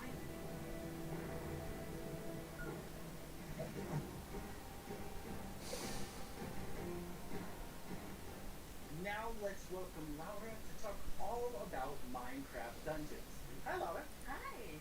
So You have a pretty cool job at Mojang Studios. yeah, I think I have the coolest job. Well, Alea's 51. But I'm the lead designer of Minecraft. Yep, 51% of the votes. Copper Golem has 38. So even if all of the Glare votes went to Copper Golem, Alea would still win. Sound cool. You and the Dungeons team have been working so hard recently, and we've recently had a couple of really cool releases.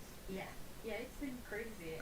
We recently released to Steam, and I did something that they never recommended to do, but I did it anyway, and I read the reviews, and yeah, That's dangerous. yeah, it was, but it was so positive. It was so full of excitement and love for the game, and yeah, we were so proud to see how much the community loves it. So yeah, we were very happy. And also this week we've released the Spookier Fall update, which brings back a lot of spooky modifiers to the game, gear, a new cape, a new pet, and there's my new favorite armor, which has a spoon steering. It is very positive. That's I'm actually surprised at because A lot of fun to it's a very it's not a bad game. It's just unboring. Just got have some new fucking boring. to look at that haven't come out yet. Yes, let's check that. Yeah.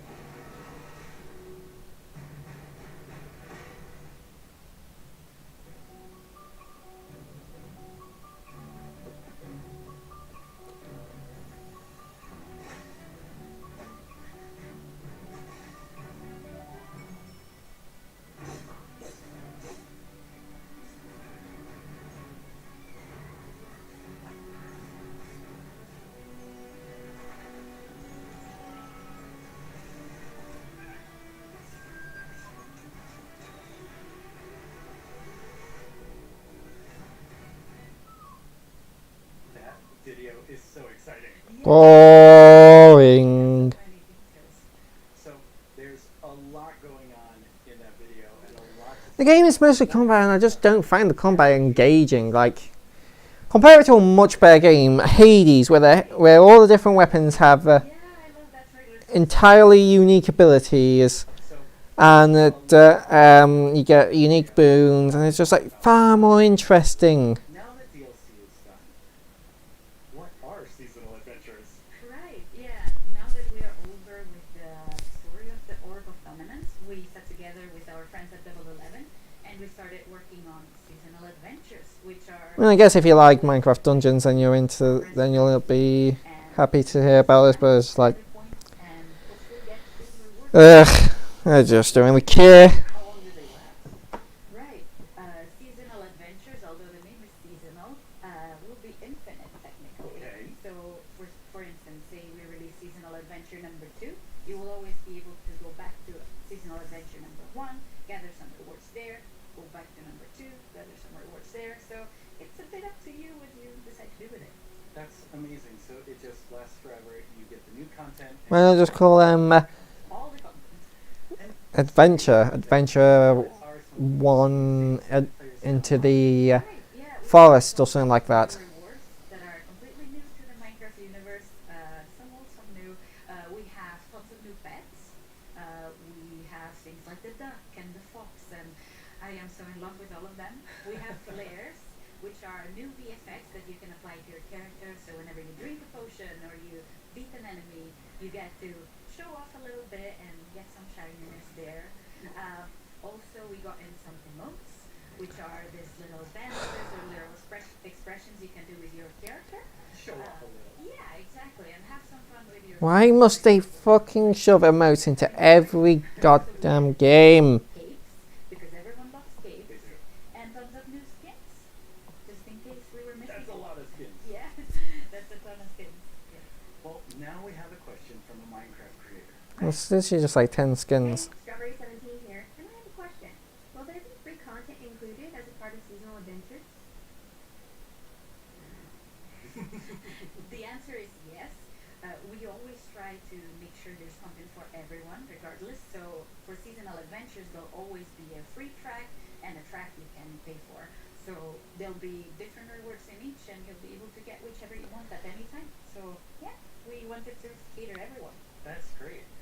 So how do you earn rewards? It's pretty DLC, You will be able to get adventure points basically. throughout the game, meaning that during the regular stuff you do, you'll get them. Like, say you beat a daily trial. At the end of the daily trial, you'll get adventure points. Also, we implemented new weekly challenges. So we'll ask you, like, this week, if you beat 100 zombies, you'll get extra adventure points. That's a lot of zombies. Yeah, people do it so fast. I'm also impressed. And also, the best way to get adventure points is in the tower. Okay, the tower, which we have not spoken about yet. No. So what is the tower? The tower I'm gonna check the poll again. is a single player feature that we've added to camp. So you'll be able to see this gigantic tower in the camp. I love how it turned out. And Glare has 11, Ally has 51.1, and Copper Golem has 38%. and you'll get to fight in arena modes. You'll get to fight bosses. Yep. Now the Copper Golem has 37.9, Ally 51, and Glare 11.1. So you will start with a completely blank character from the bottom, and you'll be able to find new gear as you progress. Okay. So yeah, the floors get more difficult, your character gets stronger, and So yeah, it looks like the LA is probably going to get voted for, Take a look at some live gameplay. even if all the For that we have JP. Glare voters go for Copper Golem, at least right now. I think you stole that throne from the Arch Illager. I think you stole it from me. Oh, my stuff. Let's go loot the tower. nice. So what are we seeing here, Lara? Right, so we prepared some special floors to showcase here. So this is an example of a very early floor in the tower. So if you see JP's tower avatar has very little amount of gear, and yeah, you'll be always have the context that you're high up in the tower, right? That's so cool. Yeah. We also wanted to make sure that the tower was this whimsical, magical space. So Yeah, we have a boat, we have a river, why not?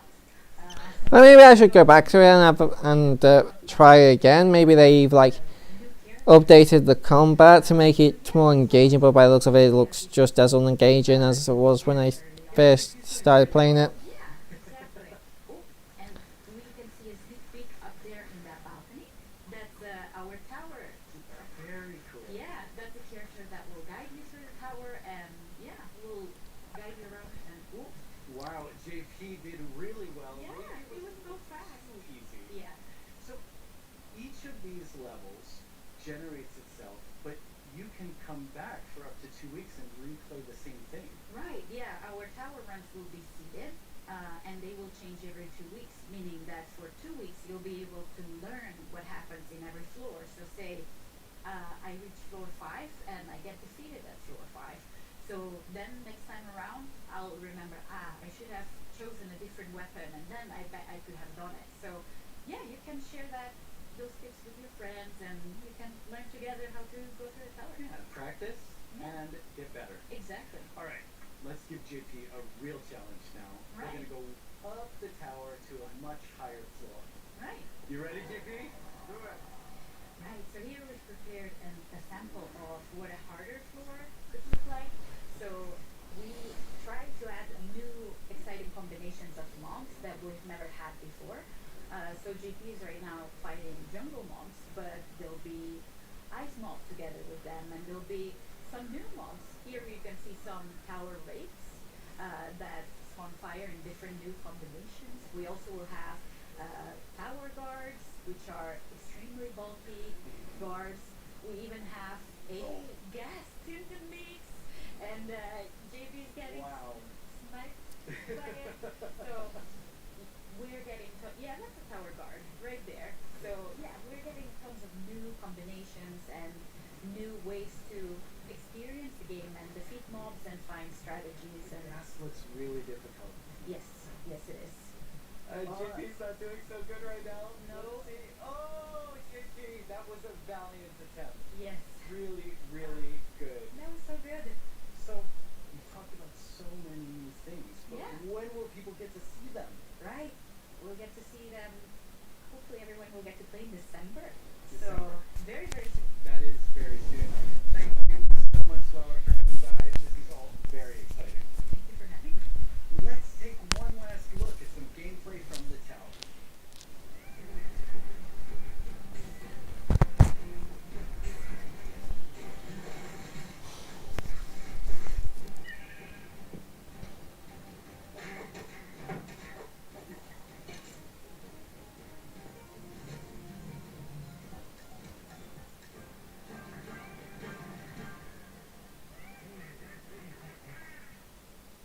Once again, our friends at Element Animation have made us something to enjoy and perhaps even sing along to.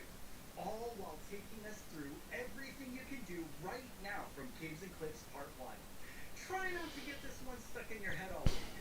I only say this because it's been stuck in mine. Hey,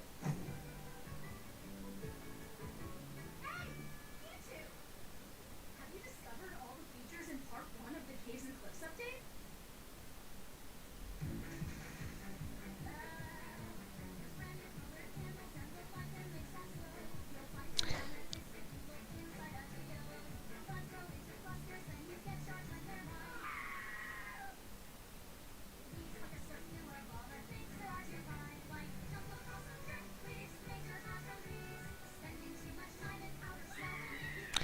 That was yeah, but it was okay.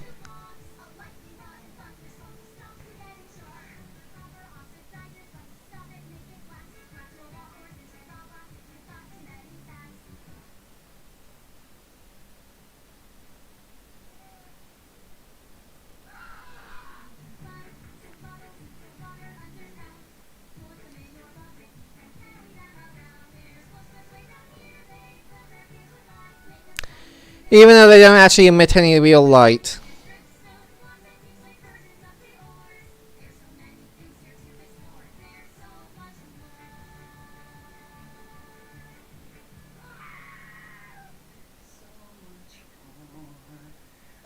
Well, it's been quite the turnout for our first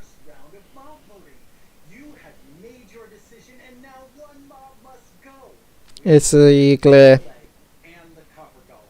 But you, the community, have spoken, and now one mob must lead the race. And that mob is the glare. So that still leaves two amazing mobs to choose from. Which one do you want? Will it be a lay? So yeah, probably the LA, seeing as how it's got 51% of the votes. Which one will make your game life easier, or more fun, or like the Year of the Phantom, way more terrifying? Don't worry about what anyone Hello. else wants. This is all about you and how you want to play Minecraft. Yep. But make your decision quickly, because it's time to vote again. There's a brand new poll just posted to the Minecraft Twitter account with only these two mob finalists to choose from. Make sure you're logged onto Twitter and click the mob that you just can't wait to spend your days and nights with in the game. Your vote really counts, so don't miss out on your chance to change Minecraft. I know who I'm going to vote for. I think I can see Jens voting right now.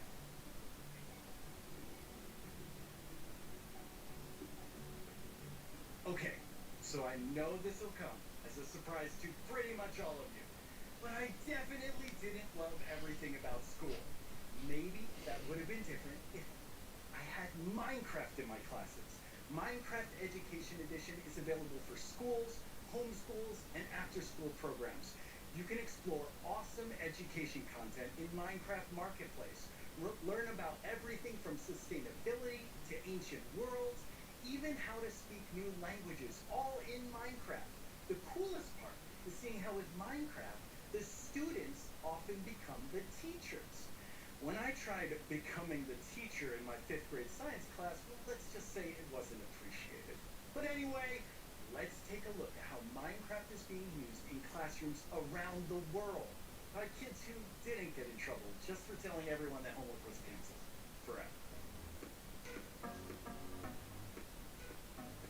Young people all over the world are using Minecraft to explore issues that matter like social justice, climate change, and indigenous rights.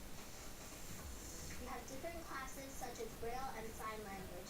We reached out to one of our teachers who learned Braille and she taught us a thing or two. Take a look at what these girls built, a school of the future. They thought about clean energy and inclusive design.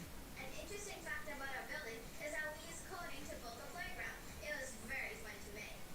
Students in India and Malaysia translated ancient myths into Minecraft worlds. Under the guidance of my educator Kamal Ma'am, I would like to present to you an indigenous tale, Chiri and Kam, from Punjab, the land of 5 rivers.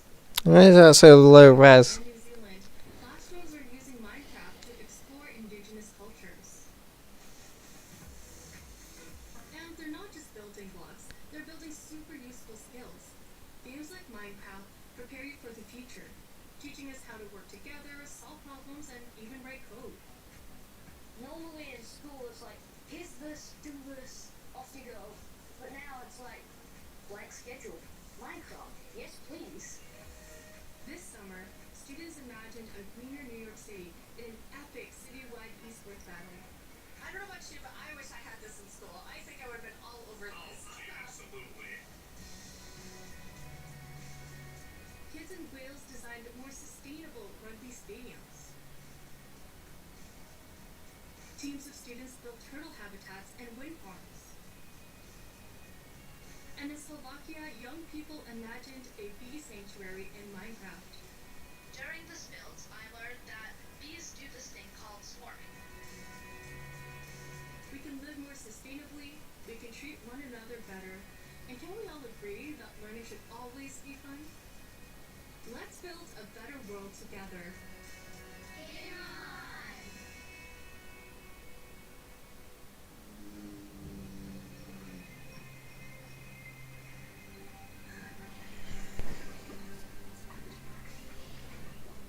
Now it's the big moment. Let's talk to Agnes about the next update. Welcome back, Agnes. Okay. How's the show felt for you? Super good. Like, I think it's a really fun show, and also because you're showing so many exciting things.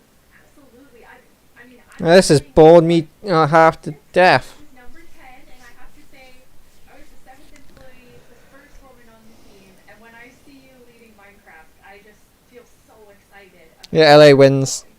That was very sweet of you. And of course, we managed that meeting together, but Gained about 3% of the vote from the Glaze base. be a Minecraft player and love this game, and yeah, I'm very happy and lucky to be here. Yes, I think we all feel that way, and it's so cool having so many people on the team play and love it and care about it, and like we all feel like, I mean, we are part of the community too. Yes, we definitely are. Now, Agnes, you are going to reveal to us what the next update is. Yes. Okay. So the next update is called the Wild Update. Yeah. The Wild update sounds very, very intriguing. So what is it again? So the word wild mainly means like two things for us. So the first thing is like beautiful nature, and the second thing is like really scary challenges and adventures. Ooh, that sounds awesome. And so what we're going to do is we're going to have some of our gameplay designers come and tell us more about specific things about the Wild update, because there's these different parts to it. And we have the first one here, which is our Deep Dark expert, Brandon. Hello. Hi, Brandon. Welcome. Thank you. So we've moved the Deep Dark into this update. Can you talk to us more about why? Yes, I mean, one of the biggest things about the Deep Dark and the Warden, the Skulk, is that it's just expanded, it's gotten bigger, and we really wanted to make sure that we did this right and that we didn't just rush it. That includes even unique loot inside the Deep Dark as well. And yeah, we also want to make sure that let's actually look at some of the new things that we have in it right now, which is the ancient cities. That's awesome. I can't wait. Oh, wow. Okay, that's cool.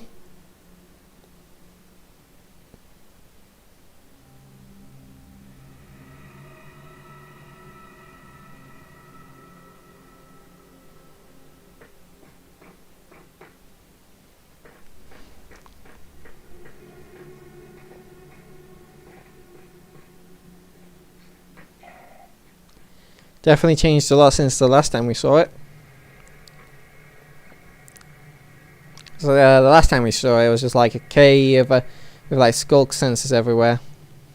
A little dungeon-sized area. I didn't have much in it.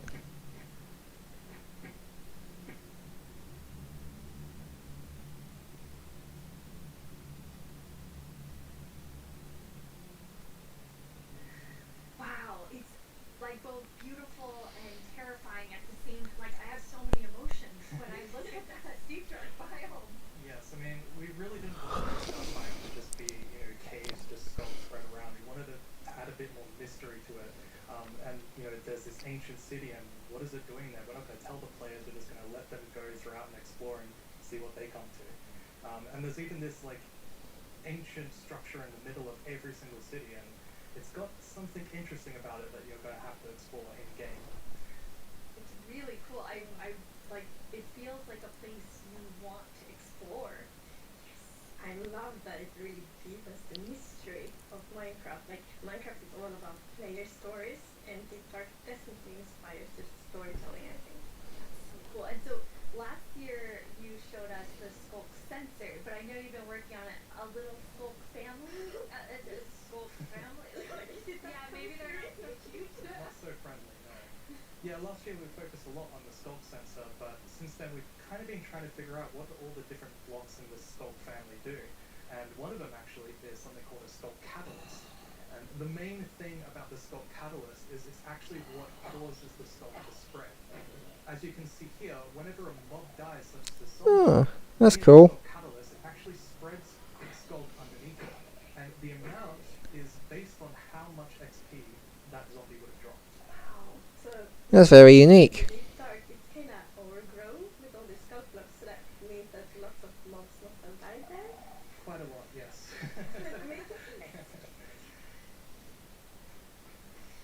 Oh, and as you can see here, when you mine some of the gain points.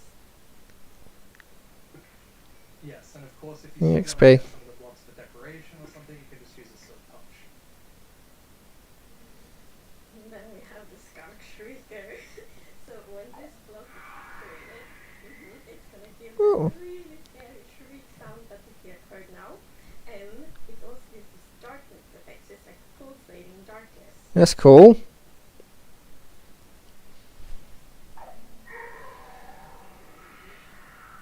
can see now when you're sneaking and you step on a stealth sensor, even sneaking it will activate.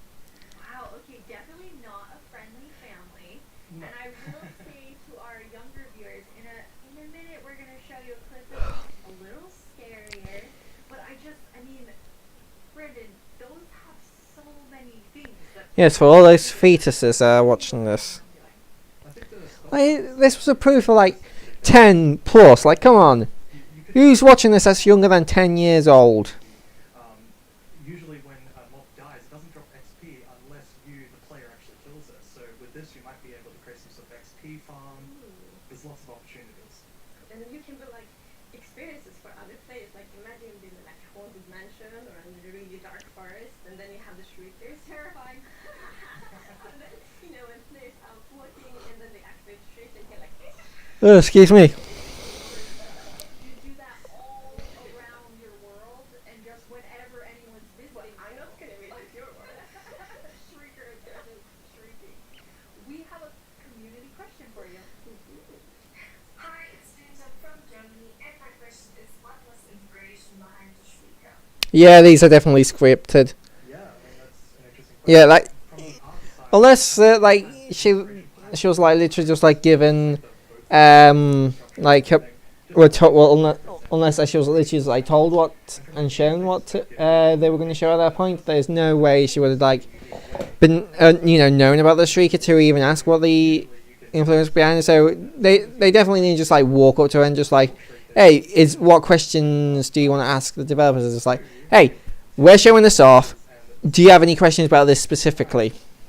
Which kind of just makes it seem as like, okay, yeah.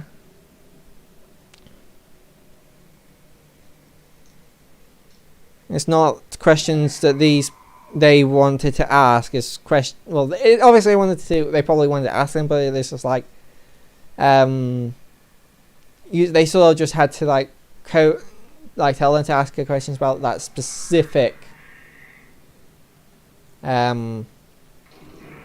bit. Hey, what was that? Oh, so he just sprouted from the ground.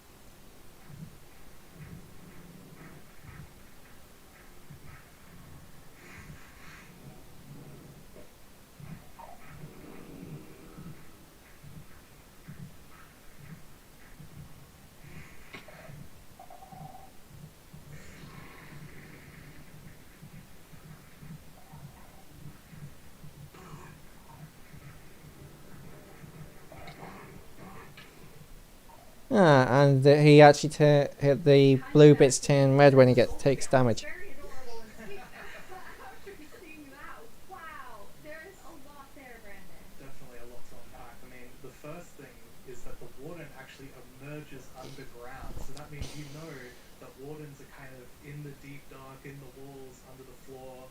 And it also has developed a sense of smell. So, of course, you can sneak around and try to be, quiet and not get detected. But unfortunately, the warden's still going to be able to sniff you out and find where you are. And if it sniffs you while you're really close by, then it's going to start noticing you. Wait, so basically the warden is like, you smell that? It's happening, and just like going for the Pretty prey. much, yes. It's not going to be fun for you. And I love that we're adding that sneaking gameplay because we haven't really had that before. So you're in the deep dark, everything's super dark, and you're sneaking, trying to find the treasures, trying to avoid the warden. I think something very exciting with that. Really, really cool. I mean, I think you're definitely What do you mean? terrifying level, Brandon, and I just love how much you've expanded the deep dark to feel it's so immersive. Yes, much for joining us and scaring us half to death. No worries, that's my job. Yeah, he's so expert. Like, he wants to do something scary, it's like, thanks, Brandon. Thank you so much, man. So Agnes, the deep dark is one part, this sort of very adventurous side of the wild update, which the name is starting to really become clear after Not really. and then the other part you said is really this more of that beauty and, you know, the atmosphere of Minecraft. Yes, so we want to like celebrate the wilderness of Minecraft. And one thing we want to focus on is immersion. So when you play Minecraft, we really want you to feel that you're inside the Minecraft world. Actually, like we are now. So beautiful. And we also want to focus or have focused on biodiversity. So we want to find like unique identity for different biomes. For example, Okay. the birch forest, as you can see in this beautiful concept art. So in the birch forest, you want it to be like light and peaceful, and the sun reaches the ground. The trees are taller and flowers. It's really beautiful. It looks very Swedish in the birch forest. That's true. That's actually a very Swedish forest. Yeah. It's gorgeous. And then you have, so you want to add more atmosphere to the different I don't know, you can say that as far as there's particularly anything like particularly Swedish or British or American or whatever, like unless like the trees are exclusive to a country, but even then you'd have to know exactly what tree, how to identify those trees and where exactly they are found. It really is. It's amazing. So we have another one of our gameplay designers here and our swamp expert, Corey. Welcome, Corey. Hi, Corey. Hey, absolutely wild people. Oh no, Corey. The puns are so quick to start. It's Corey. Yeah, it's very on brand. So you're going to tell us about all of the, I mean, there's a lot of exciting things coming to the swamp. So what are we getting? Yes, there are a lot of awesome things coming. The first of which is the boat with the chest in it. Alright, finally. Yeah, they said they were that was coming, but it took them bleeding forever.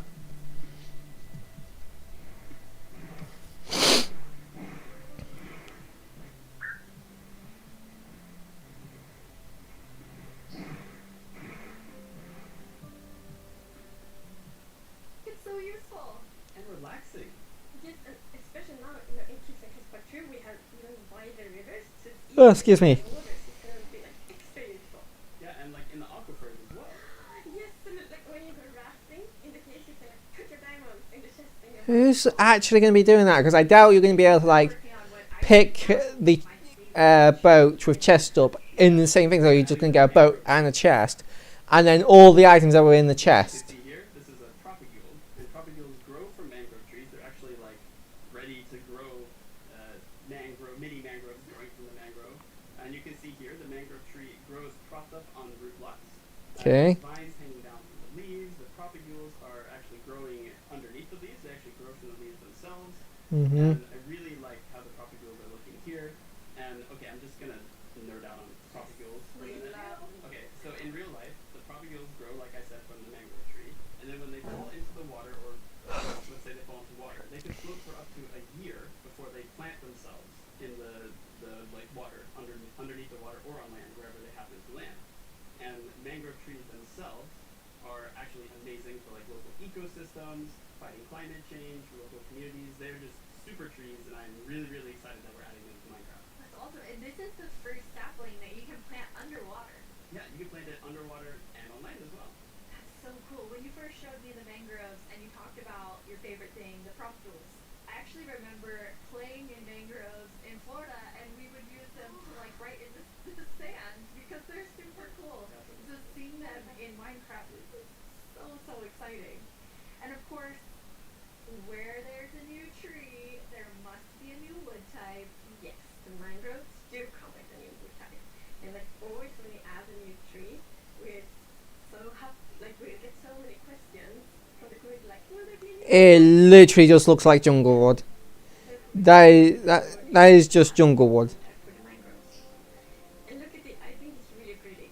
And you also don't It's just jungle wood. here, it's gonna be like I could be wrong, but last I checked, that's pretty much just jungle wood. I love it. I'm like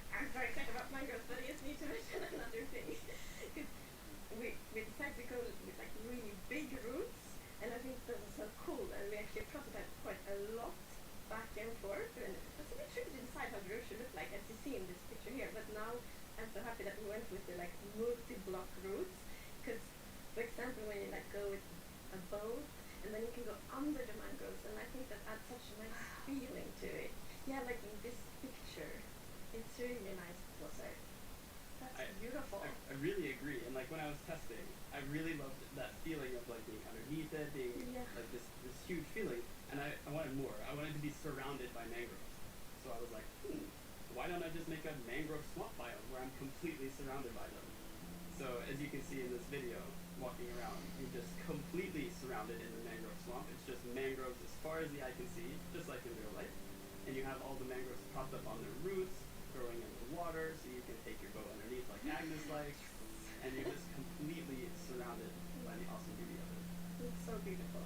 Oh, and I mean, during the sunset, every time I was testing, I would actually like pause the day-night cycle just to watch the sunset in the mangrove swamp. It was super beautiful. That's absolutely gorgeous. I noticed that that was not dirt. Good eye, Lydia. That was wet dirt, otherwise known as mud. It looks like mycelium. That's amazing. So you've actually added mud to do something really cool. Yeah, so we're adding really cool renewability mechanics. Okay. First of which is if you take a dirt block and pour a water bottle on it, then you can get more mud.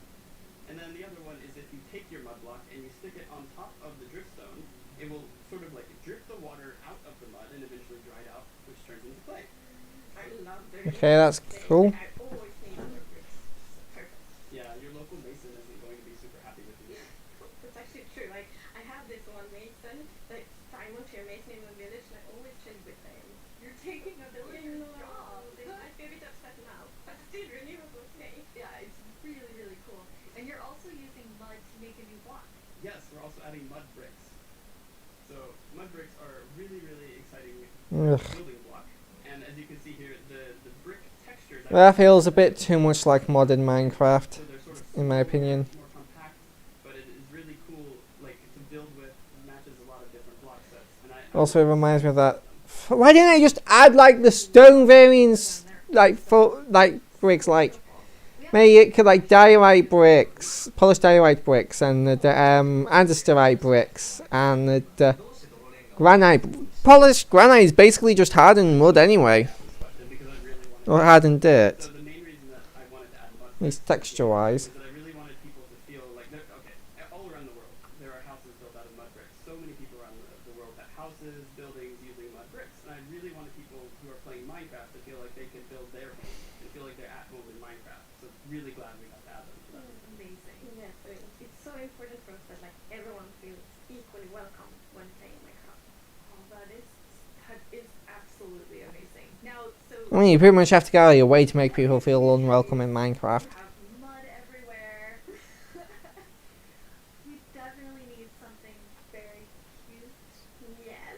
Well, very cute and quite dirty because we're adding rocks.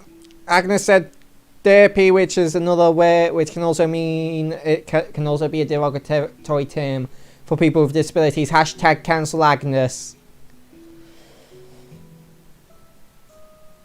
And the only reason I actually know that derpy is also a derogatory term for people for people with certain disabilities is because of Derpy Who's from My Little Pony and the whole controversy around here, and it feels a bit odd saying the word controversy when referring to My Little Pony. And they do love to jump around, and especially on lily pads. And actually also on big leaves, because the big leaves kind of look like lily pads.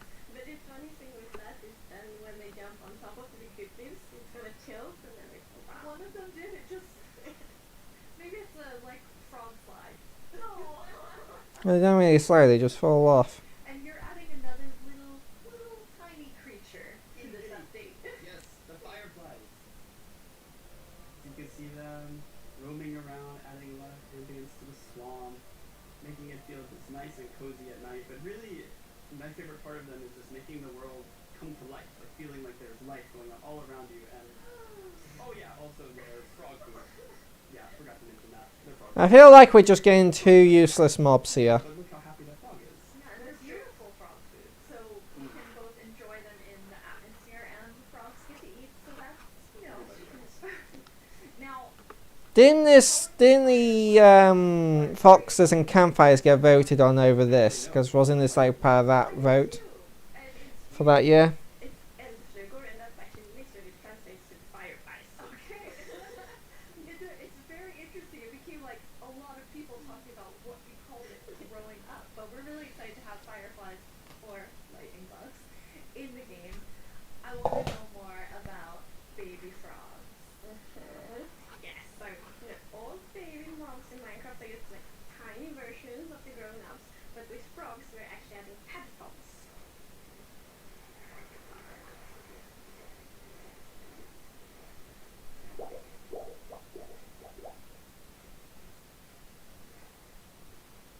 Once again, you deliver on the promise of cute and derpy with the tadpole. You do. Yes.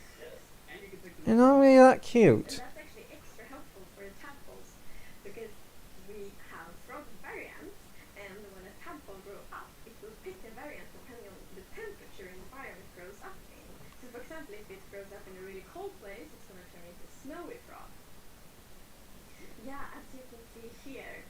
So, the frogs have kind of like two main systems. One is the tadpole system, and the other one. They should just die. No, that's not right. They should just die in cold biomes because frogs are amphibians, and amphibians can't, and unlike mammals, can't like heat their own body, a bit like snakes. So if when it gets cold, they pretty much just die. That's so cool. And there are three variants. Okay, so we've seen two. What's the third one? The third one is the tropical frog. So let's say you were venturing out into the desert or the jungle, and you take your tadpole with you, and if it grows up there, it'll turn into a lovely tropical frog. And what I really love about the tropical frogs is how just relaxed they look, and they're like blending into the sand almost. They're just so relaxed, just chilling there. Yeah. And I think there's a reason that Yes, there is a reason they are white. So I was reading a lot about frogs. Oh, wait, that's something we read a lot. It's super fun because we can really geeky. And then like. Well, apparently not the part where they die if it gets cold. In Angola, Botswana, and Kenya, and that frog can actually turn almost white to avoid overheating. So that's like the inspiration for the tropical frog in Minecraft. I love all three of them, and you didn't. So you have these different color variations, but you also have something else special about frogs. Yes. So each frog variant can have something unique that will be useful for the players, but we actually don't even know what that is yet because we're working on the frogs right now.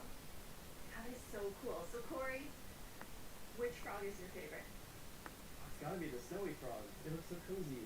Ooh, I'm tropical frog. I'm very interested to see which one the community loves the most, or all of them. Yeah, exactly.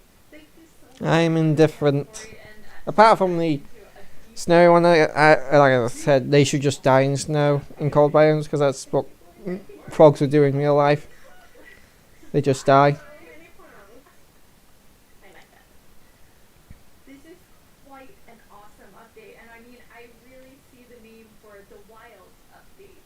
You get a bit of everything in it.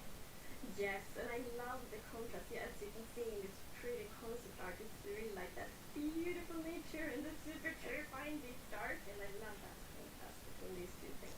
It's absolutely amazing.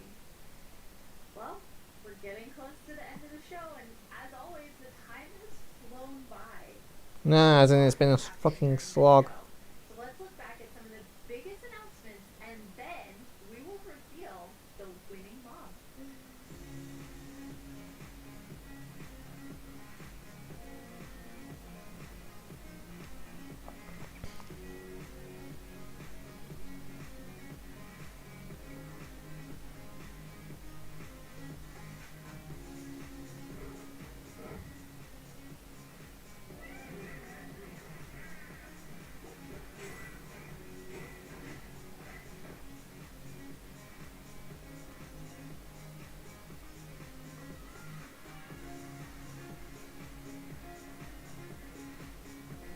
Yeah, it looks a lot more like mycelium in here than it did before.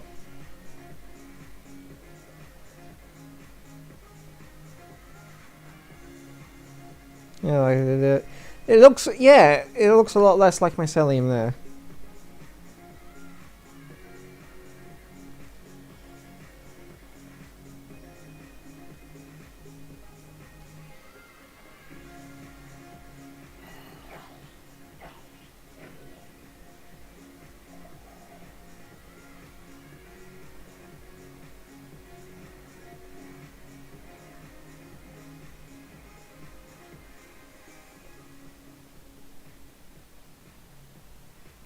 now it's time to see what mob you chose to add to the game. Hey Jens, do you have the results? Yes, I have them right here in my chest. Wow, what exciting. You really came in style. There you go. Thank you so much. That looks really comfortable.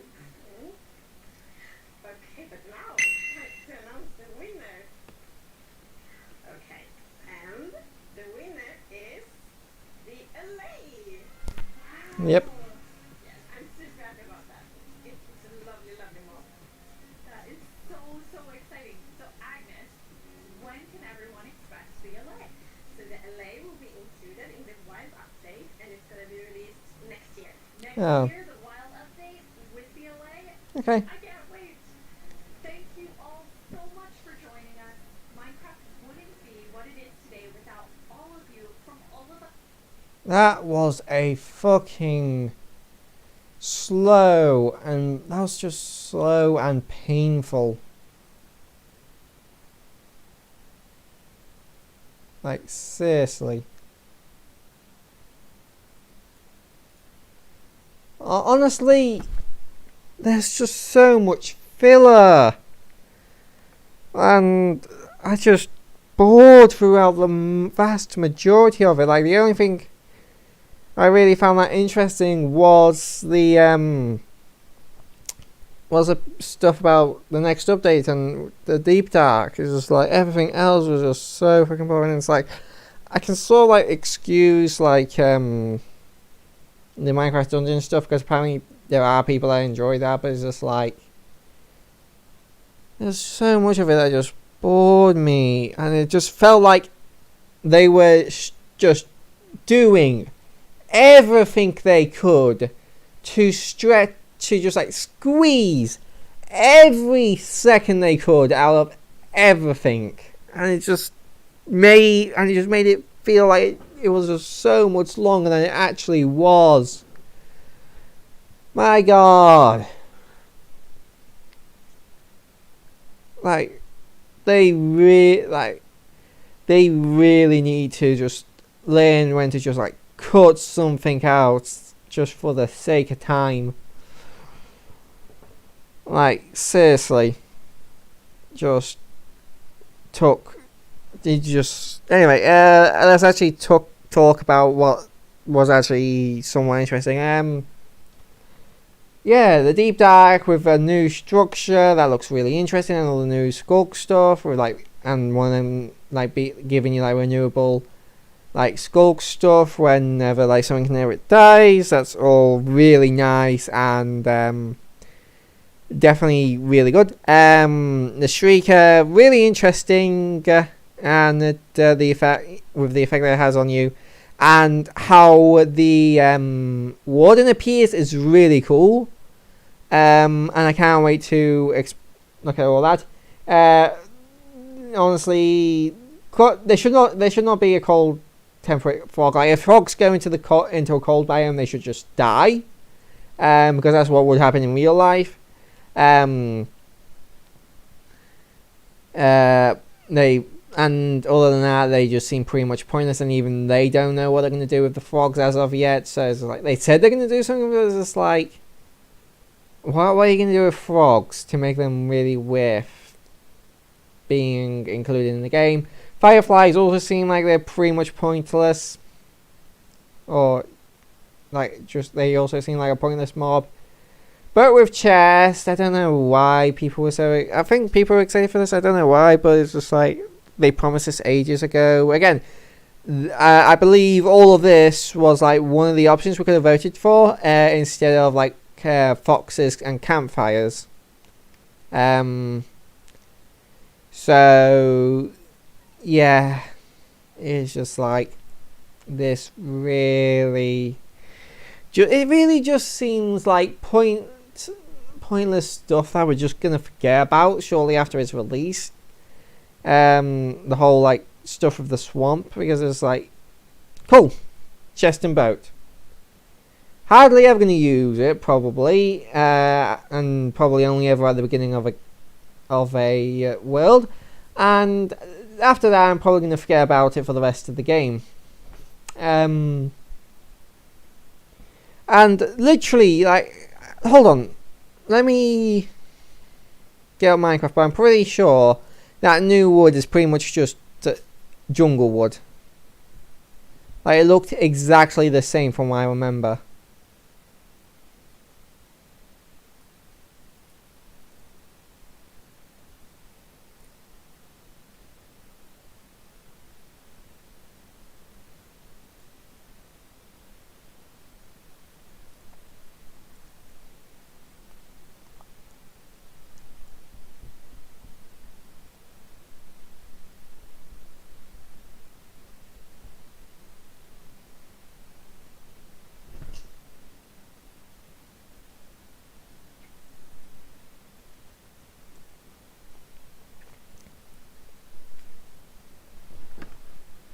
Oh, so I'm building an enchanting area in the middle of a road.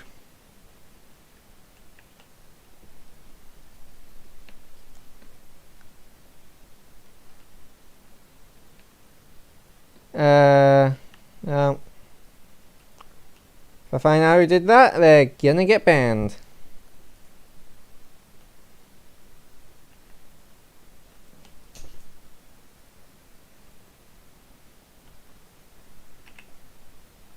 But yeah, if I just go E, yeah, jungle. Yeah, they're pretty much just jungle planks.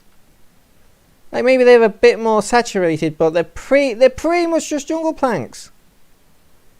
Like, hold on. Okay, I'm not going to go back and find it, but they're pretty much just jungle planks.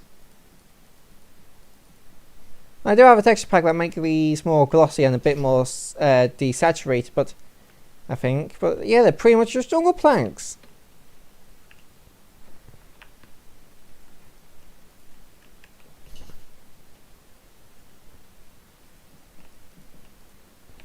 Like, come on.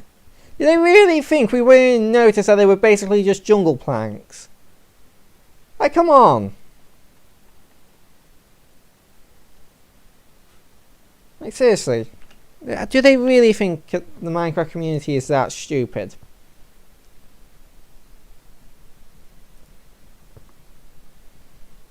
Anyway, I'll see you guys in the next live stream or video, whatever I decide to do next.